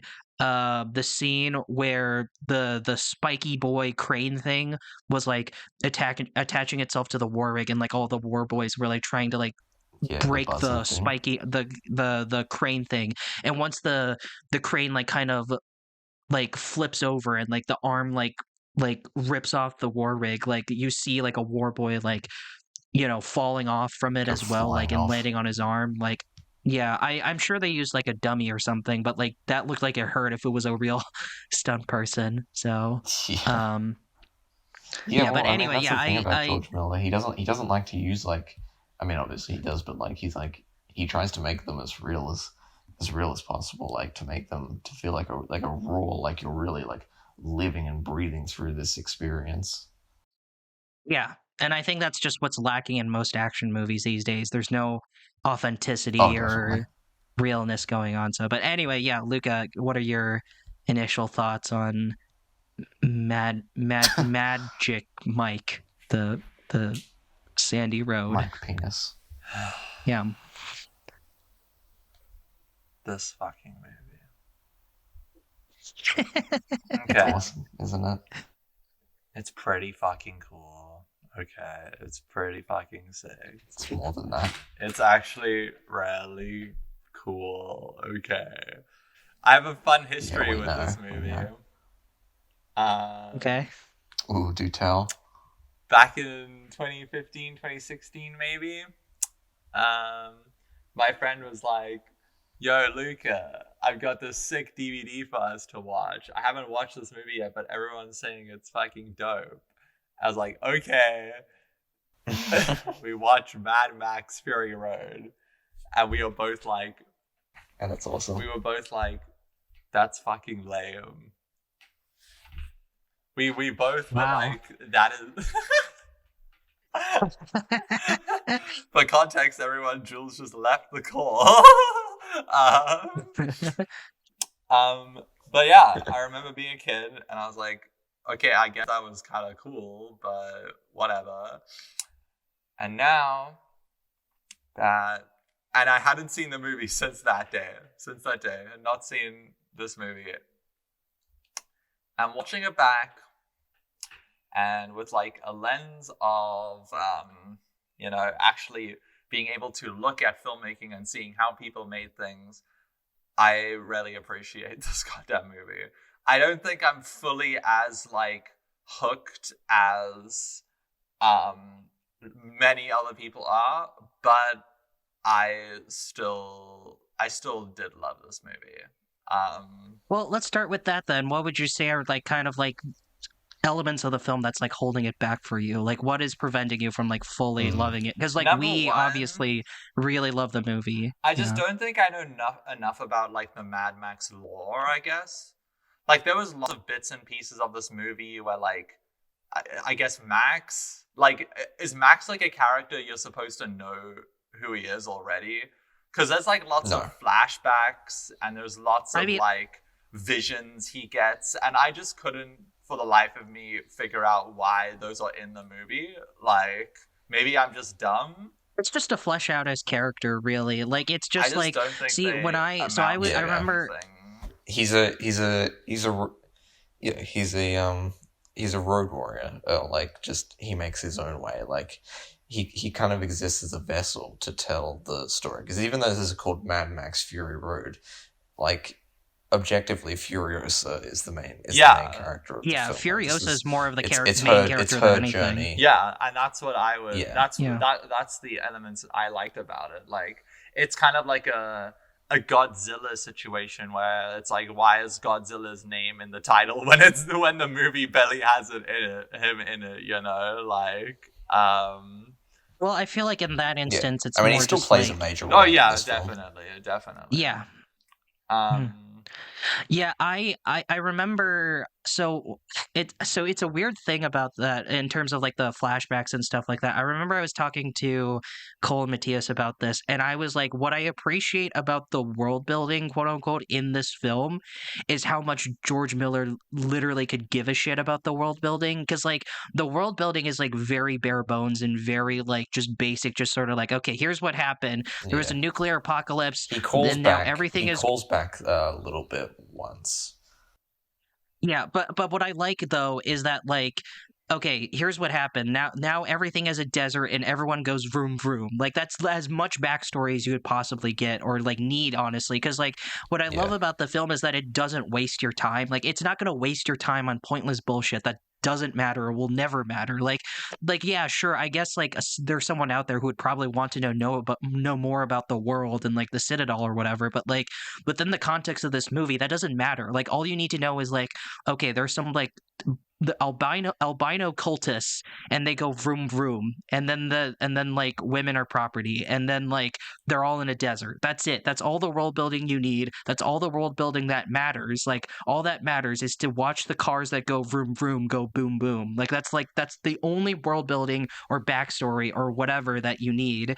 And in that sense I kind of respect that and I wish there was more like action movies that did that because I feel like a lot of like modern action movies they just waste your time on like pointless stupid bullshit that doesn't matter, you know, like there's like we need to get this government security clearance blah blah blah blah things like that that really I could care about, you know, like this movie doesn't do any of that. It doesn't waste your time. It just goes okay, like the literal first 20 minutes of this movie, like the action starts I think like by the 5 to 10 minute mark or something and I really respect that, you know, like that hurricane like tornado desert scene in any other movie that would have been like the climax of the film, but that's like the 20-minute mark. Like there's still more movie and more action scenes to happen, you know. It's like it's so like so well paced, so tightly paced. Like this movie is just a climax for 95% of the movie and then it just ends, you know, and I kind of respect it for that. I really respect it for that. I really admire and appreciate it for that, you know. So Yeah, I mean, he something I very much appreciate about George Miller is that like he uses the like just the sheer bombastic like action like in such a way that it's a point of contrast to the themes that he's trying to get across, because a lot of this movie is kind of this idea of like masculine destruction leads to a feminine creation, and also the fact that you kind of to redeem yourself or to find some kind of redemption, you need to basically survive. So I think I said this in my review that so redemption in this movie is going to the edge of the world and back. Like, it might seem like a long chase to get away and survive from the tyrannical warlord, but really it's about um, finding that redemption, finding that sense of self, the next righteous cause for the road warrior, basically, Yeah. and looking for hope. Yeah, and I like how metaphorically speaking, you could interpret that as well. So you can interpret when Furiosa like drives away from the Citadel, you can interpret that as her really just running away from her problems, like where it's like, oh, well, if I run away and go to this haven, then everything will be a-okay. But I think once Max convinces her to go back to the Exactly. Citadel, like it's her like kind of reconciling the fact that it's like I can't escape my past, so I might as well confront it head on, and like that's why like I'm always Exactly. annoyed when people are like, "Oh, there's no plot. It's just they go one way and they go the other." Like it's really more than that. Like it's like you really got to look for like there's a lot of depth and a lot of like meat to the film, like yes, the main thing that people take away are the action scenes, but like if you really want to like look at this film from like a big picture perspective, it really is like a very purposeful and very like intriguing and very like kind of like well written type movie, which I know is like weird to say because like there's barely any dialogue in the film, but like I mean well written in the sense that like there's a really great solid foundation like holding this movie together, which is this like character redemption arc of Furiosa. And so yeah, in that sense I think it's a very well Mm. written movie in that sense. So Yeah, definitely. So sorry. And anyway, Luca, you were mentioning things that you were kind of holding this film back for you. One of the things was the flashbacks. Yeah. So Yeah. what other things um, were kind of holding it back for you? Yeah, I guess just like those flashbacks and like not being able to like fully grip myself to the characters, I guess. Like I like, I'm gonna get off at watching the cars go vroom. Like it's fucking cool. But like yeah, like I guess a part of it is just also like maybe this just isn't really my sort of like aesthetic. Um like I do like I love the production design, and I love like what they're doing with the stunt work and effects in this film. But like I think for me, like I and I can't even say that I really got bored of the setting or anything. I think there is definitely a lot of uh, purpose to it, and it looks great. Like they really milked this desolate desert to like the last drop in terms of like the amazing visuals like they could showcase. I guess I just like in general, like the aesthetic of like a barren desert like doesn't like jump out to me as much as like I don't know, like other big action adventure franchises that I love, like something like This was Lord in a of the jungle, Rings you, you would be into it. or Mm. yeah, like a jungle or like a Pirates of the Caribbean kind of vibe. Like Mhm. yeah, I think it's just like a kind of failure, like and maybe that's like a silly critique because like the film does do so much like with like um like the setting that it takes place in. I think it's just like a personal thing for me, whereas it's just not something that like fully invests me or like something that I was fully hooked by in terms of like the these the yeah, I guess just the like aesthetic, I guess. Like it's a weird thing to say, but yeah, like I mean I know Jules and I kind of wanted to mention this, but we've been kind of watching the Pirates movies again, like very sporadically, but like like those I've watched again. I mean, we only watched We two. only watched two, but like those I've watched again, and I've like fell in love with them even more. Like I don't remember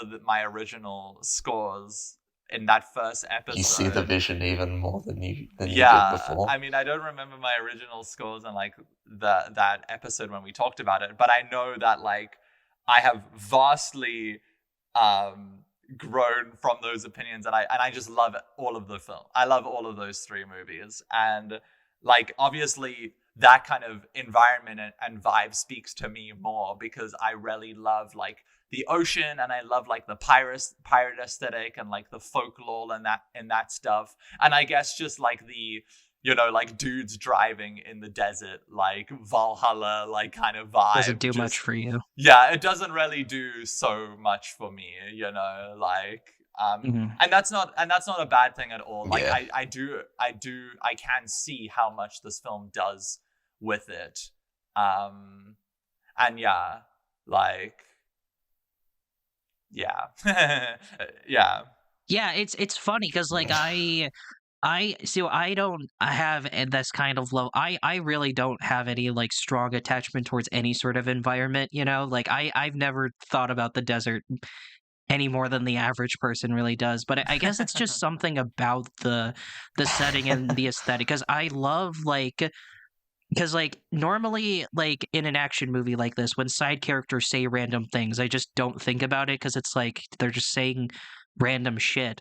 But, like, when you have a scene where a dude gets stabbed by makeshift arrows, and then he sprays his mouth with, like, silver paint spray, and then jumps headfirst into a car with like exploding like boomsticks, I just go, there's something about that in my animal monkey brain that I just go, that is epic. That is like that is Awesome. truly No, and epic. like you it know? is So, like yeah. yeah, like it is sick. Yeah. Like yeah. Yeah.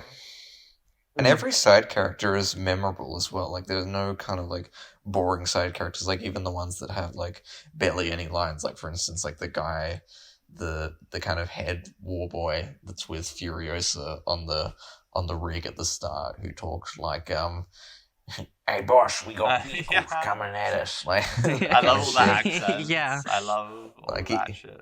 Yeah. Yeah. Mhm. Yeah. And also, I just remember. appreciate the kind of, like, the way George Miller kind of Frankenstein's monsters the world, because like he just kind of puts like random things. Like I bet he would. I don't remember what the thing was, but like the guy who has like the son of Immortan Joe is like the baby's body basically. He just kind of thought that up one day. Yeah, I was that like, guy. wouldn't that be funny? Yeah, fuck it. Yeah. And Yeah. On the topic of side characters. yeah, and like oh yeah, go. Yeah, This go film, ahead.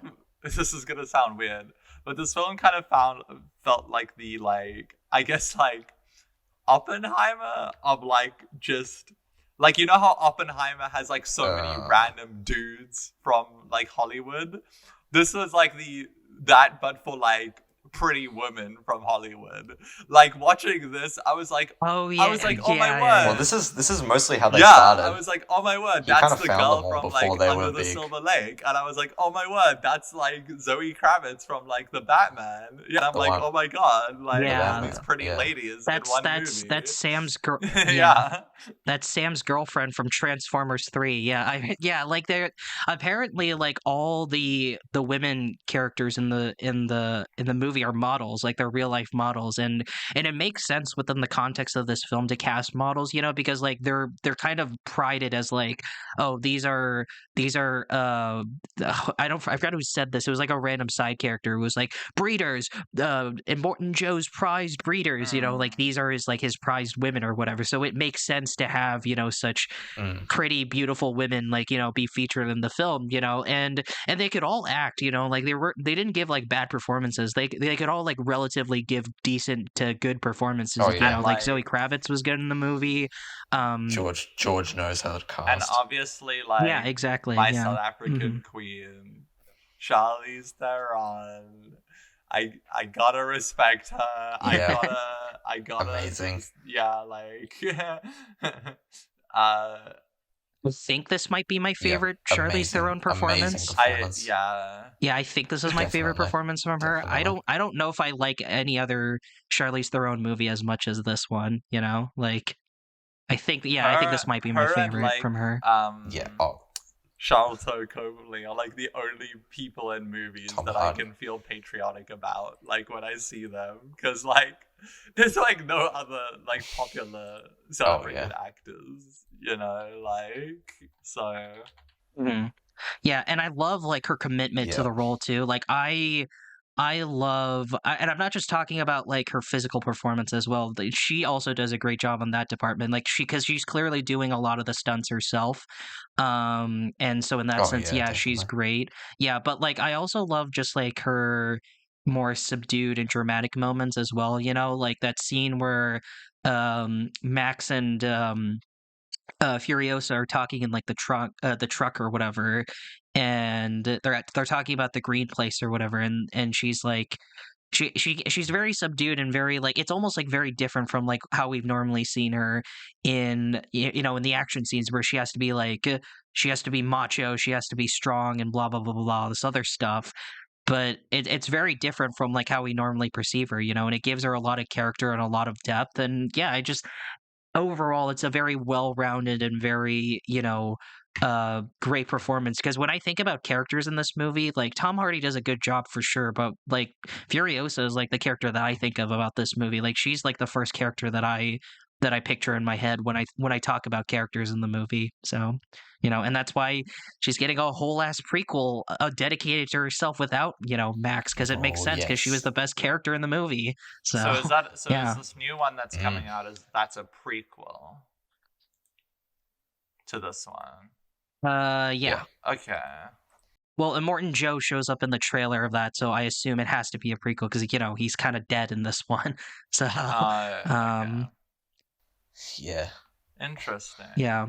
Which, I by the mean, way, can I just George Miller says like none of them. He doesn't have any like chronology for any of them like in any way. Like they could be placed in any order, but I assume this one is definitely a prequel to this Fury one kind Road. of has to be. Yeah, this one kind of has to be, unless there's Yeah, I mean some it weird has to be. fucking Yeah. yeah. Because yeah, and that's what I love and George Miller and respect him for. Like when people asked him, "Is this a sequel or a reboot to the original Mad Max trilogy?" He was like, "I don't really give a shit. Like it can be whatever you want." It's like, Yeah. and I really respect him for He just that. called it Mad Max. He just called it Mad Max 4 for a while.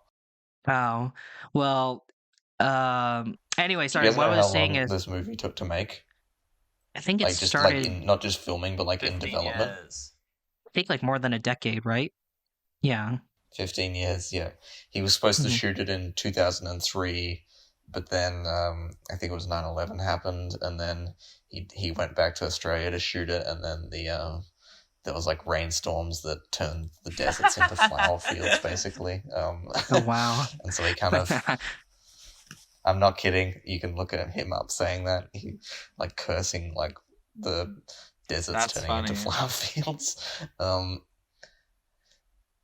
Yes, and then he kind of languished in it for like 10 years before he finally started filming it.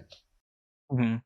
Yeah, and apparently, like he was so desperate to get this movie. I honestly respect the production of this movie just as much as I do. Like, sorry, I respect the development of That's this why he movie made just that's as why much he as I made do Happy that's why he made Happy Feet too, finance this movie. because he was like, if yeah, he wanted to kind of have like a safety net, and it didn't work actually, because I don't think Happy Feet 2 did that well, Oh yeah, well, but he what still did it anyway.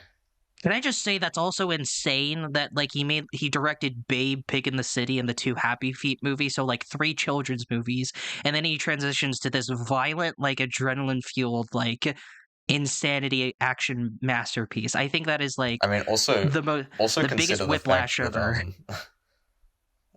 also consider the fact that Happy Feet was 2006, so, and they were meant to film before the flower field incident in 2003. So he's like, I'm so fucking mad about these flowers like wrecking my Mad Max movie. What do I want to do now? Oh, I'll make it like a movie about singing penguins. In a cold, He was barren like, wasteland. I want to Yeah. be as far away from the That's desert as I funny. possibly Yeah, can. yeah, Yeah, like exactly. Yeah. Antarctica it is. I'll then, go from a hot bitch. desert Yeah. to a cold So desert. yeah, and I was looking at Exactly. yeah, and I was because I was looking at the development of this movie on Wikipedia, and apparently, yeah, like it got to the point where he was like, well, fuck it, maybe I should just because his plan was to literally make what would be Fury Road into an anime, like but for Western audiences. I'm not even joking, like I'm not memeing. He literally said that, and I was like, Yeah, I know. damn. That would have been Read it. funny. I would have liked it probably, but like I'm glad he stuck out and and waited until this movie came into development because the dude has a lot of patience. Like, I would be pissed if I had to wait like 10 years to make He's also another really stubborn. Vroom Vroom. Yeah, really stubborn as well. And apparently, like, the original casting for this movie was like Mel Gibson was going to come back, and then like Sigourney Weaver was supposed to play like Furiosa or something, which in of itself would have Yeah. been a cool idea. I would have liked to have seen that, but then Mel Gibson said some interesting things about Jewish people, and then obviously they weren't going to cast him from there. Yes. So, um, yeah. But I'm glad we got to where we're Eminem was at. one of the people considered to play I Max. saw that. Yeah, Eminem was considered. Army Hammer I also saw was like on the final list of like people to play Max. I was like, this is insane. So like, holy God. Yeah. But yeah, Tom Hardy does a good job, but like so I don't mean to go back to what I was saying before, but I really love a lot of the weirdos in this movie, if that makes sense, because like Immortan Joe, Yeah. I love his like introduction, because like when we first see Immortan Joe in this film, he's like basically like a husk of a man, he's like he's like his warts are like covered like on his backside, and he's like he has this like decrepit like body or whatever, and like but they like cover it up with he's like really fat as well. Yeah, but they like cover it up with like this over his chest, and it looks like it gives him like a 6-pack. Yeah, like it's literally like a fake chest like 6-pack thing, and it has all these like military medals on it and stuff. But it's like clearly like he's trying to give this facade that he's like a strong warlord type dude bro or whatever, but in reality, as we see in that moment, he's like a sick decrepit old man, and like the breathing, the mask, the Darth Vader mask he has, it's like, yeah, it's like badass, but like it's also clear that like he needs it to like support his breathing and stuff. But yeah, like his sons just to say the funniest things in this movie, like when Organic like cuts out the baby from Sam's girlfriend from Transformers 3's like pregnant belly or whatever, and then Rictus goes like, I had a baby brother, I had a perfect little baby brother, perfect in every way. Like I always chuckle at that moment, because it's like he's clearly the big dumb brute in this like movie, it's like it's I like the one where the line where he says like when they're approaching the sandstorm, she goes like, she thinks we're stupid, Dad, she thinks she can lose us in there. Yeah, he says the funniest things. Oh my God. And then holy shit. And then like I guess they're his brothers, Immortan Joe's brothers, the bullet farmer, and then the whatever the other guy, the guy from Gastown, whatever his name is. Like, yeah, the people eater. Yeah. He has this like he's just this big fat guy with like huge ass like feet or whatever, and his death is just like the funniest thing in the world. Like when like Max like enters his car, and then he's trying to get out, but like Max uses him as a big ass human shield, like while like Immortan Joe tries to shoot. It's so funny. Shoots him in the face. Yeah, exactly. And then like the bullet farmer, holy fuck! That's like another thing that I really like as well. That his people kind of just openly like disrespect him, like like that one scene where like they pull up in like at night in the mud, and the dude's like, you're fucking like, we're down like 30,000 units of gasoline, we've lost all these vehicles, and now you've got us fucking stuck in the mud. Yeah, it's like they don't care. You can kind of tell like there's an implication that maybe like his kind of grip on power is like loosening, and that's why he kind of has to desperately kind of get at the baby boy to be his heir to his kingdom. Yeah, because like he knows like he can't give his kingdom to his dipshit sons, because one is a stupid brute and the other one is like stuck to a chair the whole time, so it's like. Yeah, as a baby man, so it's like, it's but it also either.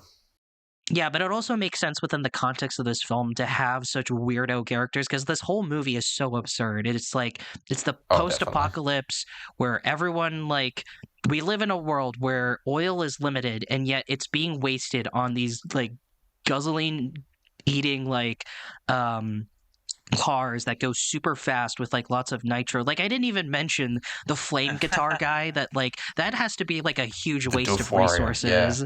Yeah. the Doof Warrior. Yeah, like he That just was a like fully functional Yeah. guitar as well. That actually shot flames.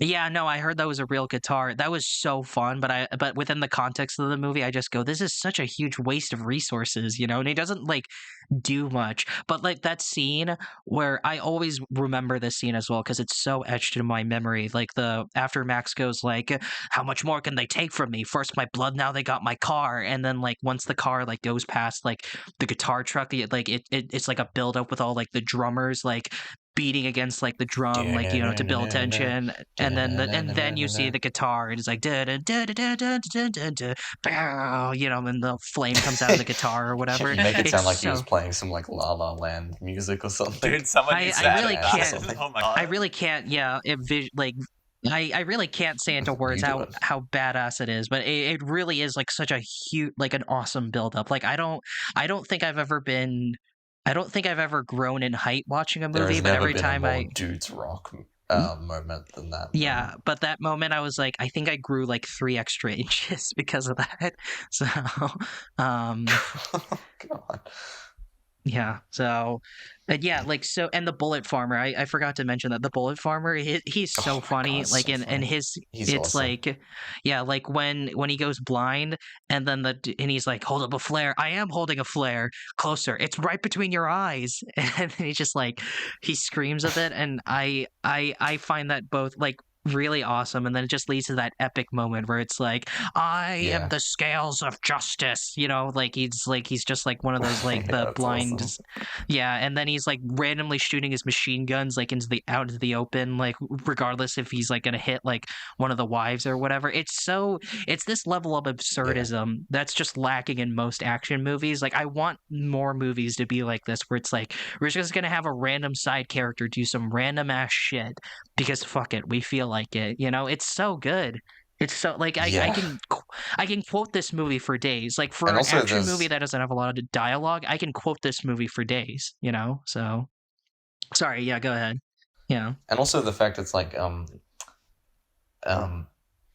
there's a real like toughness to the characters, like, or to the bad guy characters like that, because like even because they've all kind of adapted to the wasteland, like even if you like lose like your a limb like Furiosa or your sight like he does, it's just like yeah. you just got to keep going, like keep surviving. And so Yeah. it's like there's like a oh, like just like taking away your eyes doesn't do anything, like you're still like Yeah, that's why I really like the on like a opening of crazy the film, vehicle 'cause, like, shooting machine guns Max like everywhere. just gets captured, and it's such a great opening because you're just like you. Yeah, and they destroy the And interceptor. it's just like, oh yeah, this guy is just trying to fucking survive, Yeah. and he's in this mess, and like this mess leads to this other mess where he's like ends up like tied up to the front of a car, and like I really like the progression of events in this film, and how like things happen. Mhm. There's such an amazing there's such an amazing pace to it, like, and that's why the emotional scenes and like the between like Max and Furiosa and everything, like they feel like they work so well because you finally get those moments to breathe inside this like breakneck pace, and then it throws you back in again. So those moments feel more felt, if you will. Yeah, it makes the dramatic, like, I guess if you can call them that, dramatic scenes, like, more powerful, because not only are they, Exactly. like, breaks between the action scenes, it really fleshes out the characters as well, It's like, it's such a well-rounded movie with such interesting characters, because, like, I love that scene. You talk about the pacing. I love that. First of all, before I get into that, oh my God, there's so much to talk about this movie. I want to nerd out a bit about Sure, go ahead. the fight scene between Furiosa and Max. I really, amazing. really, really love what they set up in this fight. So from the very beginning, they give both the characters disadvantages. So Max's face is chained to both a car door and, a literal person. And Furiosa, Max. yeah, and then Yeah. Furiosa doesn't have an arm. Has She's no just arm. she just has one arm. But like They're basically both fighting with one arm behind their back. exactly, yeah, and like, but the build up to that was really great, where it's like Max has the broken shotgun, but they don't know it's a broken shotgun, so like they obviously feel like they're at a threat. So he's like, water, and then like asks them to break the chain, but then like obviously they're just faking the whole like breaking the chain thing, so that it gives Furiosa an excuse to like tackle Max, and then it leads to this really epic fight scene where all the things that were previously set up like come back again. So the Really fact brutal that fight scene as well. yeah, so the fact that like Max's face is chained to a car door, for example, like is important within that fight because he needs to use that as a shield to block like Furiosa's As a attacks with the shield, wrench yeah. and stuff, you know. And then like his face being also tied to Nux is also like an important point in that fight because like while he's struggling to like load the gun with like the ammo clip or whatever, like Nux is there to give him the ammo clip, like so that he can like shoot the ground, and stop Furiosa from attacking. And like but Furiosa herself like is at a disadvantage because like we said, like she has one arm and she's struggling to go for the gun or whatever, but Max like won't let her go for the gun. It's such a very well structured fight, and it's so well edited too. You can see the punches like make the impact. You can see like the characters like are in pain and are getting hurt, and Yep. like you can see like that moment where like Furiosa like yells like loud like when she's like kicking like Tom Hardy's face or whatever. Like I can feel the impact of this Oh movie. yeah. I can feel the impact of those hits. I can feel like the anger and frustration that the characters are feeling in that fight scene. It is like I don't know if I can think of a more perfect like hand-to-hand fight scene than this, within like the context of this film. It's so good. Such a perfectly edited, such a perfectly shot fight scene, and then it transitions to where they go from Max and Furiosa like not trusting each other and on the like they're on the verge of killing each other to now being working together, where like like previously Max like had to take away all her guns, but now like he starts like loading the guns and like giving her like the rifle and the shotgun and all this stuff while they have to like fight off like the biker boys or whatever while they're like running away and stuff like that. It is I could not think of pacing wise. I think this is one of the best paced like action movies ever. It goes from like, okay, this happened and then this happened and then this happened and then this It is the happens. best paced, I think. Yeah, but it's like it doesn't feel rushed. It doesn't feel like things are just happening. It's a natural progression from one thing to the next, and it's so Yeah, it perfectly doesn't feel like paced. a big like. It isn't inherently like a set piece movie, but it's not. But it doesn't feel like, oh, we're just going to get to the next set piece. Like it feels like one continuous set piece. Yeah, it doesn't feel like like Avengers or whatever, where it's like, okay, here's the action scene, and now here are the talky jokey parts, and then here's the action scene, and here's the talky joke. Like Exactly. it doesn't feel like that, where it just feels like just a okay plot A, then point A, point B, point C, blah blah blah. It's like here's point A, and we're not going to stop until we get to the end, which is point B. And I think like that is just like this is just such a tightly paced movie, like, and it doesn't feel wasted at all. Like I can't like there's like zero fat to the film. Like I can't imagine cutting any part of this movie because like everything Oh, like definitely. matters in the long run. Like Yeah. everything like is important to the plot and the story. So, but yeah, I didn't mean to like go on Yeah, I about mean, that. to kind So, of. Oh yeah, I mean, yeah, I don't mind. To kind of elaborate on what you were saying about that fight scene, I love also for one, I love the way that it's edited, like the way I'm trying not to mispronounce her name, but Margaret Sixel, who's George Miller's wife as well. The way she edited the film, it's like you're literally like your eyes follow the action, like um you are getting like the clearest, most concise view of like what's happening. Like such an amazing flow to it. I think it is one of the most well edited films ever. Especially definitely the most well edited action movie of all time, I think. it's so well edited, Um, super great but editing. also Yeah. but also I think that kind of that fight scene kind of displays like the attitude that you need to have in this wasteland kind of apocalypse, like where she literally sees him, like the first time they see each other, she sees him strapped to the Lancer's perch of like of Nux's car, so she knows he's like a captive, but it's still like we can't, it's every person for themselves out here, like we can't make allowances for anybody, like which is why which is why their relationship and the way it builds is so great, because it's like because it initially starts as like a thing of convenience, basically, like we just have to, like we're forced to, like there's nothing, we just kind of have to go along with this just survive for like a few, maybe an extra day or something. But then as it slowly kind of progresses as the situation evolves to, because they're putting in these dangerous scenarios where they have to work together, and then they kind of come to respect each other as like equals, basically. Yeah. There's a lot of unspokenness to that kind of relationship. Like it's so great when the last scene they have together, where he just does like they just like nod at each other, like they understand their path. Like she's going to basically start the world anew, and he's always a mysterious road warrior going from one thing to the next, searching for his righteous cause. But yeah, it's a great kind of encapsulation of the kind of mercilessness of the West End. There's also a thing that the teacher, the tattooed lady teacher, says, like, where she goes, she didn't take them, they begged her to go. So it's like the implication is there that she was just going to leave on her own. And she had no kind of she probably had sympathies, but like she was like, I'm not taking these people with me at first, but because it would just probably hamper me down. Yeah, basically. I love how like what that says. Obviously, she was convinced. Mm-hmm.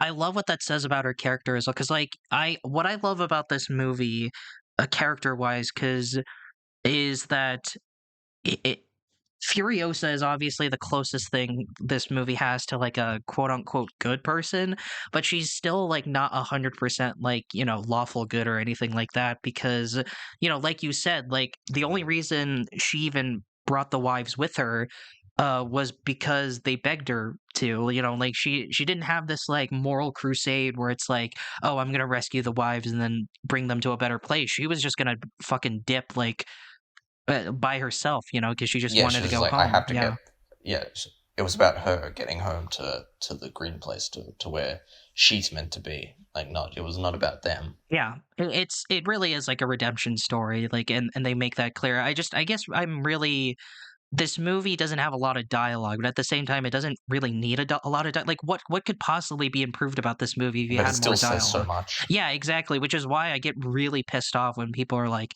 "There's no story to the movie. It's just they go vroom vroom one way and go vroom vroom the other way." It's like, yeah, but like that's like that's a surface level observation of the movie. Like there's just because a movie doesn't have a lot of dialogue doesn't mean there's a lot that it's not communicating anything. It's clearly communicating, but through like more physical performances and through like like you said, like nods and stuff. Because you don't need dialogue for things like that. It's very straightforward. There wouldn't be much exposition in like a situation like that. Mm-hmm. Like a physical performance is like the most you can give, basically, and a physical performance says so much. Yeah, like you don't. Like, there's a lot that can be conveyed in a head nod that can be conveyed in like a 5-minute monologue. Yeah, and even they might be not really speaking, and that's just the simple thing, which is like the water crisis. Like, obviously, all like the goons like look up to like their leader, and they're like the henchmen. Obviously, like he's probably like paying them within like water and like his riches and stuff. So obviously that's why like they like speak more and shout more and stuff. But like you can hear Max's fucking voice. Like it is so fucking raspy in this film. Like you can just, and like Jules said, through like physical performance alone, like you can tell that,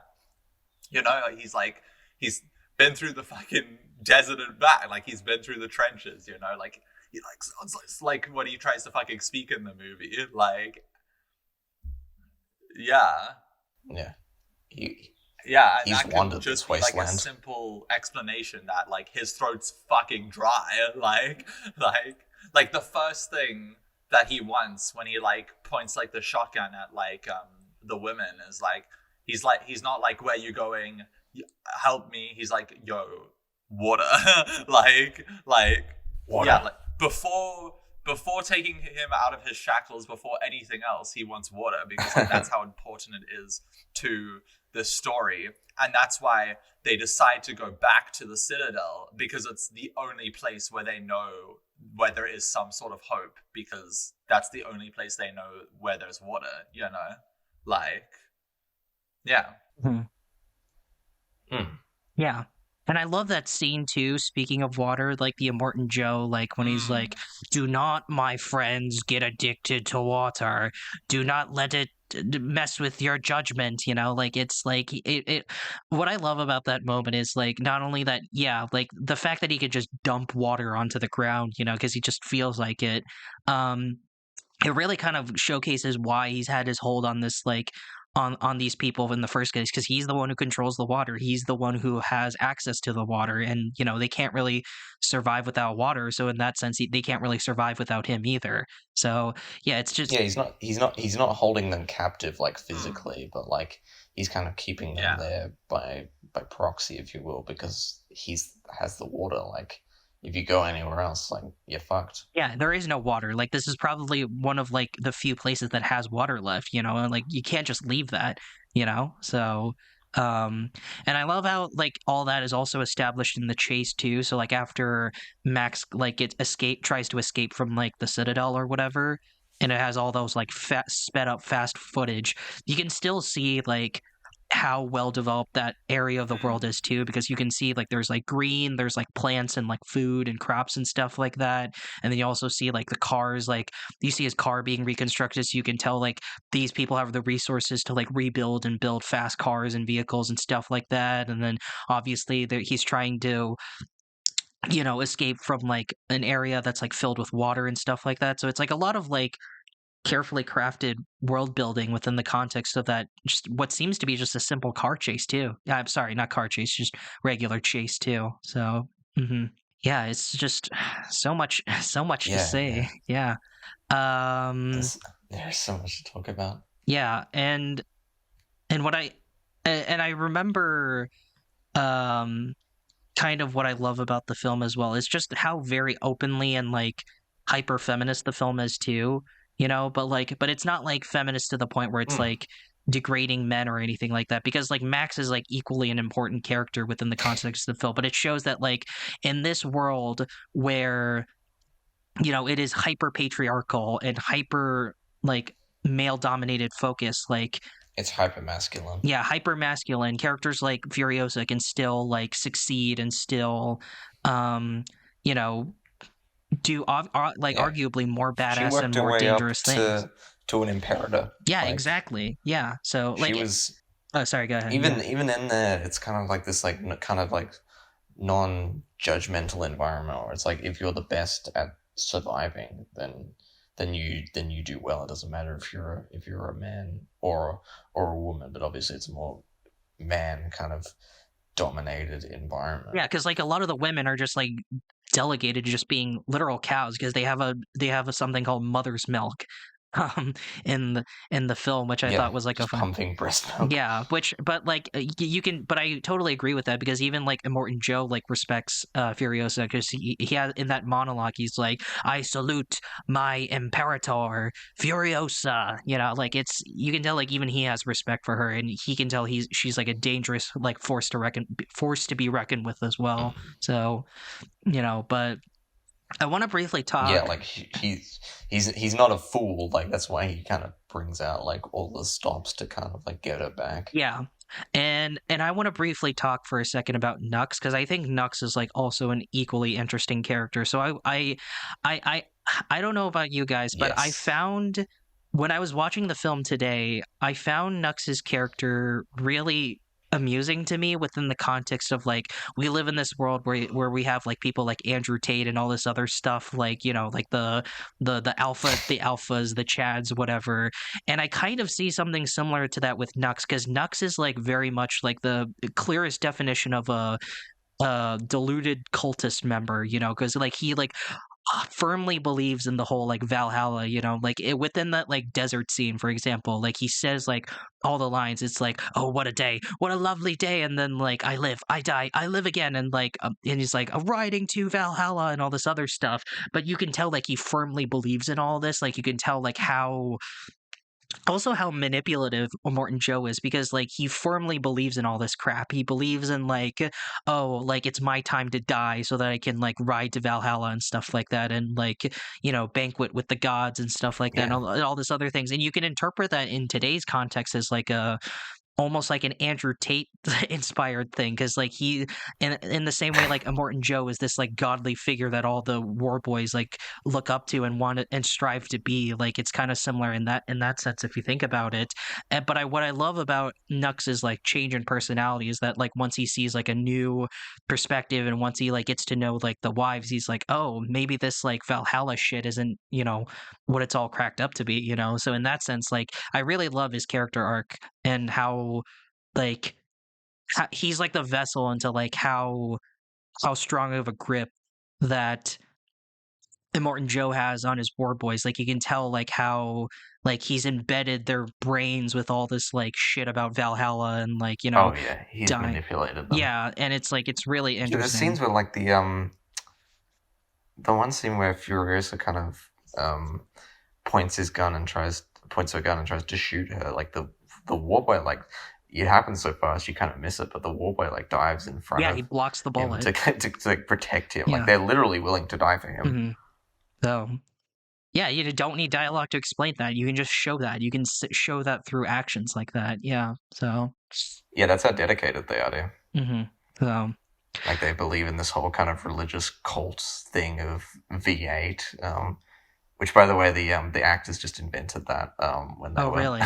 when they were making the film. They just started chanting V8 one day. I heard like and then a that lot made of its way into the film. I heard a lot of so I was like when I was looking at the characters like character names, because I actually didn't know what most of the wives' characters' names were, and I was like, this is the stupidest sounding shit I've ever heard. And apparently all the wives like got to make up their own names. That's why like you have one that's like Cheeto with a D. That's awesome. Yeah, like Yeah. Zoe Kravitz's character's name is literally Toast. So I was like, what? Like, so yeah, that makes sense why they're so stupid, because all the actors just made up their own names in the whole film, which made it more amusing than at that point. So yeah. I think. Oh yeah, go ahead. Yeah, I'm trying to remember. I'm just trying to remember specific contexts from the book of how they got those names, but it's not coming to me. Yeah. Would you say this movie is an accurate representation of Australia if they ran out of alcohol for a day or two? Yeah, probably. I mean, you joke, but the original Mad Max was kind of based off because George Miller was he was like a doctor before he was and also grew up in like really rural Australia before he was a filmmaker. And he kind of saw like because there are parts of Australia, like I've seen it, I've been in cars like where this happens, like where people just like there's like long stretches of like road, like and where there's no one around, and people just fucking floor the accelerator, like it's ridiculous. Like, and I don't think that really happens anywhere else. Like there's a famous stretch of road between like Melbourne and Adelaide where people just go as fast as they possibly can, and he just kind of saw like the kind of, especially in rural Australia, how many crashes there are and how brutal they are, and that's kind of what's the genesis of what Mad Max kind of was. So does this take place in Australia? Is that like kind of like a confirmed thing for this movie? I don't think so. Okay. I mean, Basically, I think actually no. I think in the first Mad Max he's part of like the Australian like road warrior patrol or something. I guess I'm just confused. So the first one definitely takes place in it. Okay. So the first one definitely takes place in Australia. Okay. So you can make the argument that all of them do. Okay, gotcha. Because the first one's not actually a desert, really. It's just like driving around roads. Because obviously he didn't have the budget to like film in like big deserts until like the second one. Yeah, it's weird. They use miles. They use like miles as a unit of measurement, but I'm pretty sure the steering wheel's on the left-hand side in most of the cars. So, yeah. Yeah. Weird. Yeah, I suppose. I mean, we drive on the steering wheels on the right-hand side of the car in Australia. Oh, really? Yeah, and they were all... Oh, on the right-hand side. Okay, so you guys are like England in that sense. Because a lot of the cars... we're the yeah, same. basically. We're the same. Sorry, what am I thinking of? Yeah. We drive on the left-hand side of the road. Yeah. No, we also drive on the left-handed side of the road as... Wait, hold on. I'm saying like, No, you so the don't. driver's seat in American cars are on the left and No, the you passenger seat is on the right. That's what I'm trying to say. Yes. Yeah. Okay. Glad we're on the same page. um, yeah, Wait, what? Wait, can you repeat that? I actually wasn't listening. in an American car, the Yes. driver's seat is on the left and then the passenger seat is on the right. That's what I'm saying. Is that the same for Okay. you? So we drive on the left hand side of the road, like the cars, but Oh. our so that means our uh steering wheel is on the right hand side of the car. That's confusing. Well, that's how the world does it. Because we Yeah. drive on the right side of the Yeah, road. you're the only ones you're doing it wrong. No, we're doing it right. Fucking America. I don't know. Yeah, well. So Jules, would you say you have any concerns going in to Furiosa? Because I know like a lot of people were complaining about how like more heavy CG use like the trailer for Furiosa had. Which is bullshit. I'm by sure the they'll way. polish it up by the time the movie comes out. I'm not gonna like hold that against the movie, but like that was a criticism that I kept hearing, you know? So Yeah. yeah. George shoots more practically than you think, probably. Like there is like a lot of like the Citadel sequences, like a lot of that is digital effects because like obviously they didn't have like big gigantic things I would that assume high. They shot a lot of that in Sydney. Yeah, I assumed as much. Yeah. That's one of the few places that wasn't like shot in like Africa or somewhere wherever they shot this. Yeah. Yeah, This was was definitely mostly shot on a lot in Sydney. Shot in Africa. Mm-hmm. Yeah, it was shot in the Nubian desert, which I don't quite know where that is geographically. It's Namibia. In South Africa, Namibia, maybe. yeah. Yeah. Apparently, like the production of this movie was also like completely hellish. Like apparently, Tom Hardy and Charlize Theron just fucking hated each other. Yeah, they didn't get along Oh, very really? well. Yeah. So. Mm-hmm. And also because George Miller was like, I'll explain this as best I can to you, but this whole film is like in my head.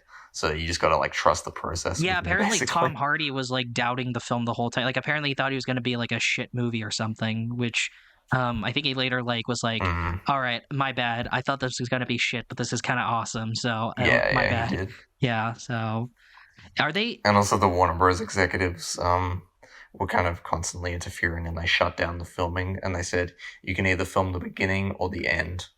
And I don't remember which one he chose. I think it was the ending, because he thought, oh well, I can just kind of it'll be easier in editing to kind of launch into the big chase basically at the start. What do you mean shoot the beginning of the end? I don't know what that means. What do you mean like either shoot the beginning? He could shoot the ending scenes at the Citadel, or the beginning scenes at the Citadel, but he couldn't have both. The Citadel's in both the beginning and the end, though. I'm confused. Yeah, exactly. They gave him like you can only have this amount of time to shoot the beginning of the end, and after this amount of days, like we're shutting down. Like we don't care if you've finished it or not. Oh, okay, I see what you mean. Okay, so like they only gave him a certain amount of days to shoot in the. So he had to choose between like, do I film the end? Do I film the beginning of the film or the end of the film? Okay, but he also like shot parts of the beginning in the. And thankfully he got to do both. Okay, yeah, okay, that okay, because he got reshoots. Gotcha. That makes sense. Yeah, I'm honestly shocked that Warner Bros. Even gave him this because of this has like a budget of like 150 million or something like that. I'm honestly shocked that they gave him that much money. Oh yeah, it was very expensive. Yeah, like. And he shot for like a year in Africa and was like, and he's a very stubborn person, so he's like, I'm not changing anything.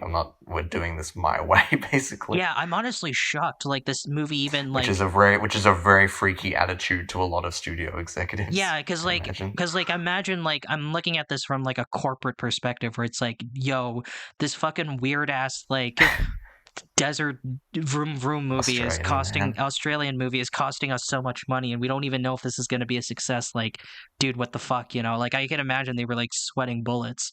Um, but like, Yeah, it's also because like the fact that the screenplay changed a lot. Like I don't know if you guys have ever read the original screenplay. no, I haven't. Because there's like a lot of kind of details that were changed because obviously he was like, we'll just see what happens during filming. Like, we'll see what we can do. So it was kind of like there wasn't a lot of dialogue. Like he mostly did storyboards Mhm. for the whole thing. So it's kind of like there wasn't really much of a screenplay. So they were kind of freaked out. Like, oh, what is this movie? Yeah, Like, what are we even? What is this even about? Like, what are we even looking at here? I can And like imagine. he doesn't really. He's not really explaining it to us. Yeah, I can imagine. Like, well, yeah, I honestly think that's the most shocking thing about the movie that Warner Brothers not only let this movie happen, but let George Miller make the movie that he wanted. I think that's the most shocking thing, and I guess it paid off, because like not only was it a good I movie, but think it it was kind also of comes down to two facts, which is like one, it's kind of hard to send people over to um, like desert Africa from like Los Angeles or whatever. So he's kind of on his own, like just doing his own shit. And two, I think there was like a Warner Bros. Was kind of going through like an executives kind of like succession ass feud to become CEO then. so this movie's And like, so that's how he got to actually do the reshoots. oh, Because okay, they're because like, this was that other guy's fault. Like, you just do whatever you want. Like now, like just finish this movie for us, please, so this almost could have been like a David Zaslav. because you've been complaining about it. Yeah, basically. Yeah, like because I think that is an insane thing to force a director to do. I It's mean, like, the movie still could have worked. The movie still could have worked because he just what he needed to shoot was basically the opening scenes at the Citadel, but he just could have been like, okay, we're launching straight into the big chase. I guess that could have worked as well. From the Yeah. it could have worked, but it wouldn't have been as good. Obviously, like the movie needs those scenes. I just think that is such an insane thing to demand from a director too. It's like you're costing us so much money that we're only giving you a limited amount of time to shoot in the one location that isn't a Mm-hmm. desert. I think that is an insane thing to demand. Like, holy fucking Christ. Jesus. Yeah. Yeah. Well, I mean, it worked out in I the mean, I end. imagine if he shot for a year, this crazy movie that's eating up so much money, and you don't really know what he's doing, you'd be like, okay, enough. I guess that must be why like Furiosa is like taking so long to make, other than because he's slow and he wants to take his time, like because I think they, because I they were think they like, refused to pay him. He had like a little pay dispute, oh, okay, oh, is that why and also Furiosa and took also his. and also COVID. Okay, yeah. Well, I'm assuming like from that experience, because like I'm pretty this movie made like it was a box office success, right? I mean, it didn't make like $1 billion or anything, but I think it was a box Yes, office success, right? Yeah. So I'm it sure from that. was.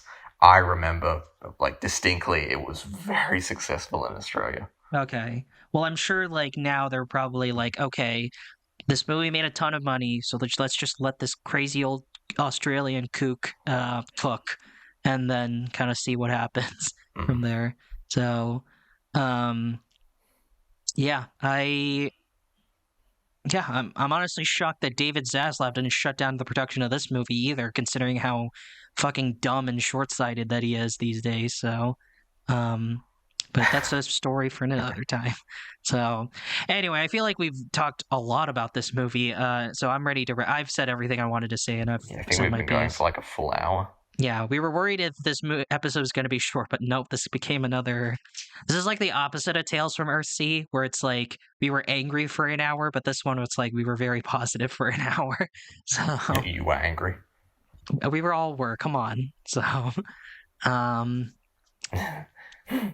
yeah. So anyway, yeah, Oh yeah, sorry. One more thing, and then we can give our rating. If I don't mean to be nitpicky, but there was one nitpicky moment that every time I see it, I get so taken aback by it. So it's the very first chase where the Spiky Boys go after Furiosa's war party, and there's that trap where there's like a chain, and the car like fucking flips over in front of the war rig. It flips over, and like the war boy like falls out of the car while it flips over. That is the only CG action bit, and that took me so off guard the first time I saw it. I was like, "Whoa, what the like?" Because that was like just so That jarringly was CG. CG that I was just like kind of taken aback for a bit. I was like, "What the like?" Like, and even now, like after I rewatched it, and like it's I still don't like know kind that of was an, CG. but it's like so obviously CG, that it was kind of like an annoying like bit where I was like, ugh, I wish that wasn't in the movie. So I know I'm sounding Yeah, let me nitpicky, but watch that like scene again. I don't know. I know I'm sounding nitpicky when I say this, but like Yeah, I it don't is think like that was CG though. it looked heavily CG. I don't know. Maybe you can watch that scene and then you can let me know or not. So, um, but yeah. Anyway, 10 out of 10. Perfect action movie. Perfect good movie. Yes, Good ass movie. one of So, my favorite movies of all time. 10 out of 10. Amazing. mm, Yeah, I like this a lot. I think it's a ton of fun.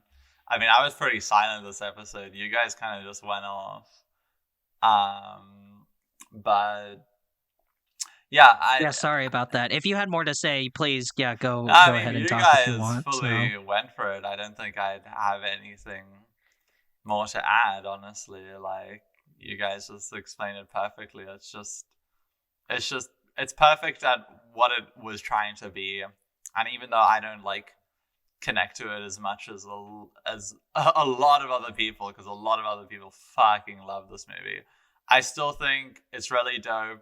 I still think it's a ton of fun. I like that, Jules and I had like a little Aussie South Africa collab in the production of this movie. Yeah, it's fun to see my country on screen, and even though not all of it is South Africa, most of it is Namibia, and then some of it's Australia, obviously. But yeah, cool movie. 7 or maybe 8 out of 10. It's up there. Oh yeah, that was CG. Like one yeah. shot See, of it was, but yeah, the rest of it is practical. I know, but like that shot in particular was so obviously That's CG that very like it did. unnoticeable though, because it goes so fast. What's the time I code? guess so, but it was still like it took me like Jules, Yeah, you hang can on, tell you. I'll post the thing in the chat.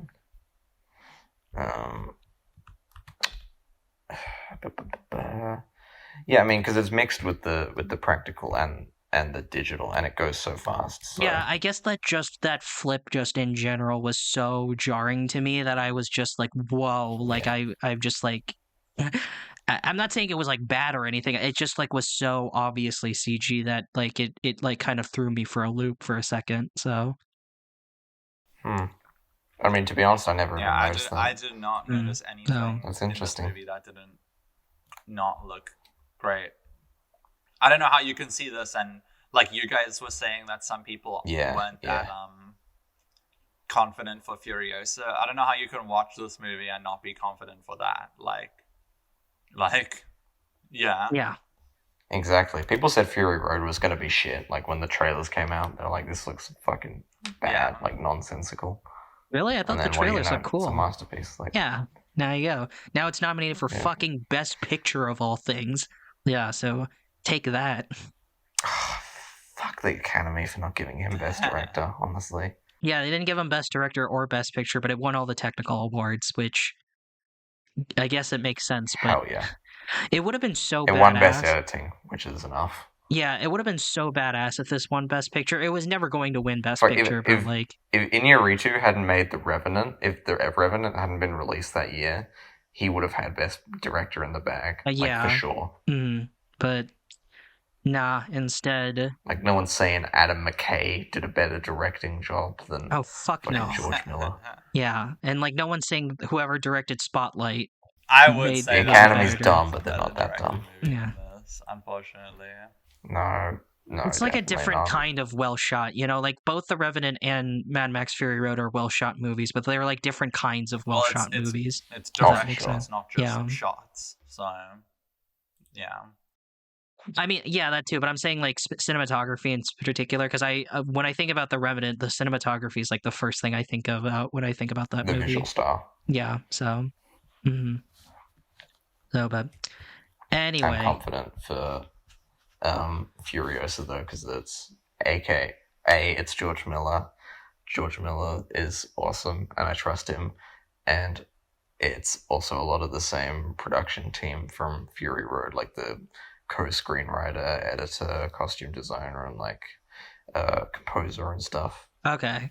Cool. So, Luca, were you not going to see Furiosa? Like, had you not rewatched this film, would you have not been interested in checking out Furiosa, or would you have seen it Probably anyway? not, honestly. Yeah, I probably wouldn't have cared to watch it if I didn't rewatch this. But now I'll probably check it out, yeah. Okay. Nice. Oh, there's that at least. We'll be doing some Yeah, we'll be talking more about Mad Max before or around the same time that Mhm. Furiosa comes out. Yeah, I know you'll be recommending the entire trilogy at some point, and we'll definitely be talking about Furiosa at some point as well. So, but I figured dip I'm everyone's curious toe. to see what your thoughts are on the Road Warrior, Timmy. Yeah, everyone. I'm really nervous because whenever people talk about the second Mad Max film, I always hear about how like it's one of the best action movies ever made, and everyone won't shut the hell up about it. So I'm a bit like concerned Yeah. going in, like They're right. if I should like keep my expectations like tempered or something. I know the third one's like the worst one out of all the. I'm curious what both of you guys. I know everyone hates the Yeah. third one. I'm curious so- what you guys think of. We're gonna think of Beyond Thunderdome. That one wasn't even like solely directed by George But Miller, anyway. right? That one was like co-directed by someone else, right? Or Co-directed. I mean, he basically still did it, but like, okay. I think the guy was just kind of like. I think he actually agreed. Like, I'll give you a co-directing credit. I wonder why.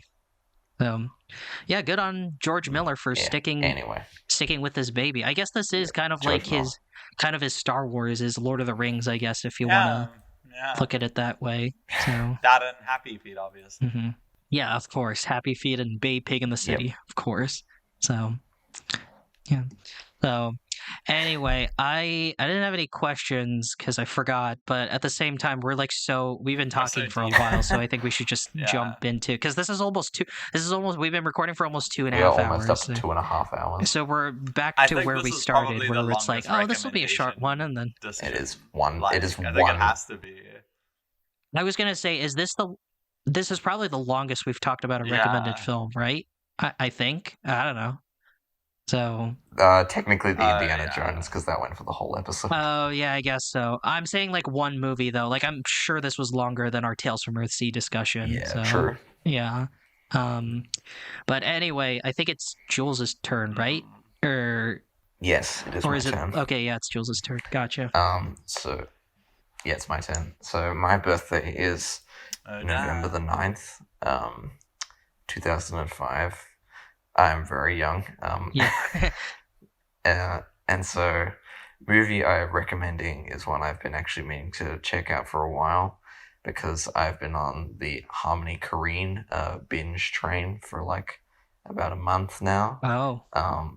And this guy is a kind of Harmony Korine adjacent filmmaker. He's in one of his movies. So the film I'm recommending is Holy Motors, directed by Leos Carax. Hey Timmy. Oh. Guess From what else 2012. was released on Jules' birthday, aka November 9th? Fred Claus. Oh I'm my not god, even are you joking. serious? I just googled Jules' birthday now. I didn't even notice that. You could have recommended Fred Claus this whole time, you fucking dick. Why didn't you recommend Fred Claus, you dick? Child's Play as well. Because I want to watch a good movie instead of an ass movie. Child's Play was on his Yeah, we already talked about that. So. Yeah, no wonder you love that movie so much. Yeah. Holy Motors. I don't know. I don't think I've heard of this movie, so I don't know what I should be expecting. Yes. Motors. This is the same guy who made Annette with Adam Well, Driver. Annette is Oh, interesting. okay. So we will see. Annette has been on my watch list for a while as well. I didn't ever get the chance to see that movie, so maybe I'll watch that as well. For myself, of course, not for the podcast. Yeah. Yeah, Dan, when you said Harmony Korine, I was getting a little excited because I was like, oh, are you gonna recommend a Harmony Korine film? Because I've still have never seen a Harmony Korine film.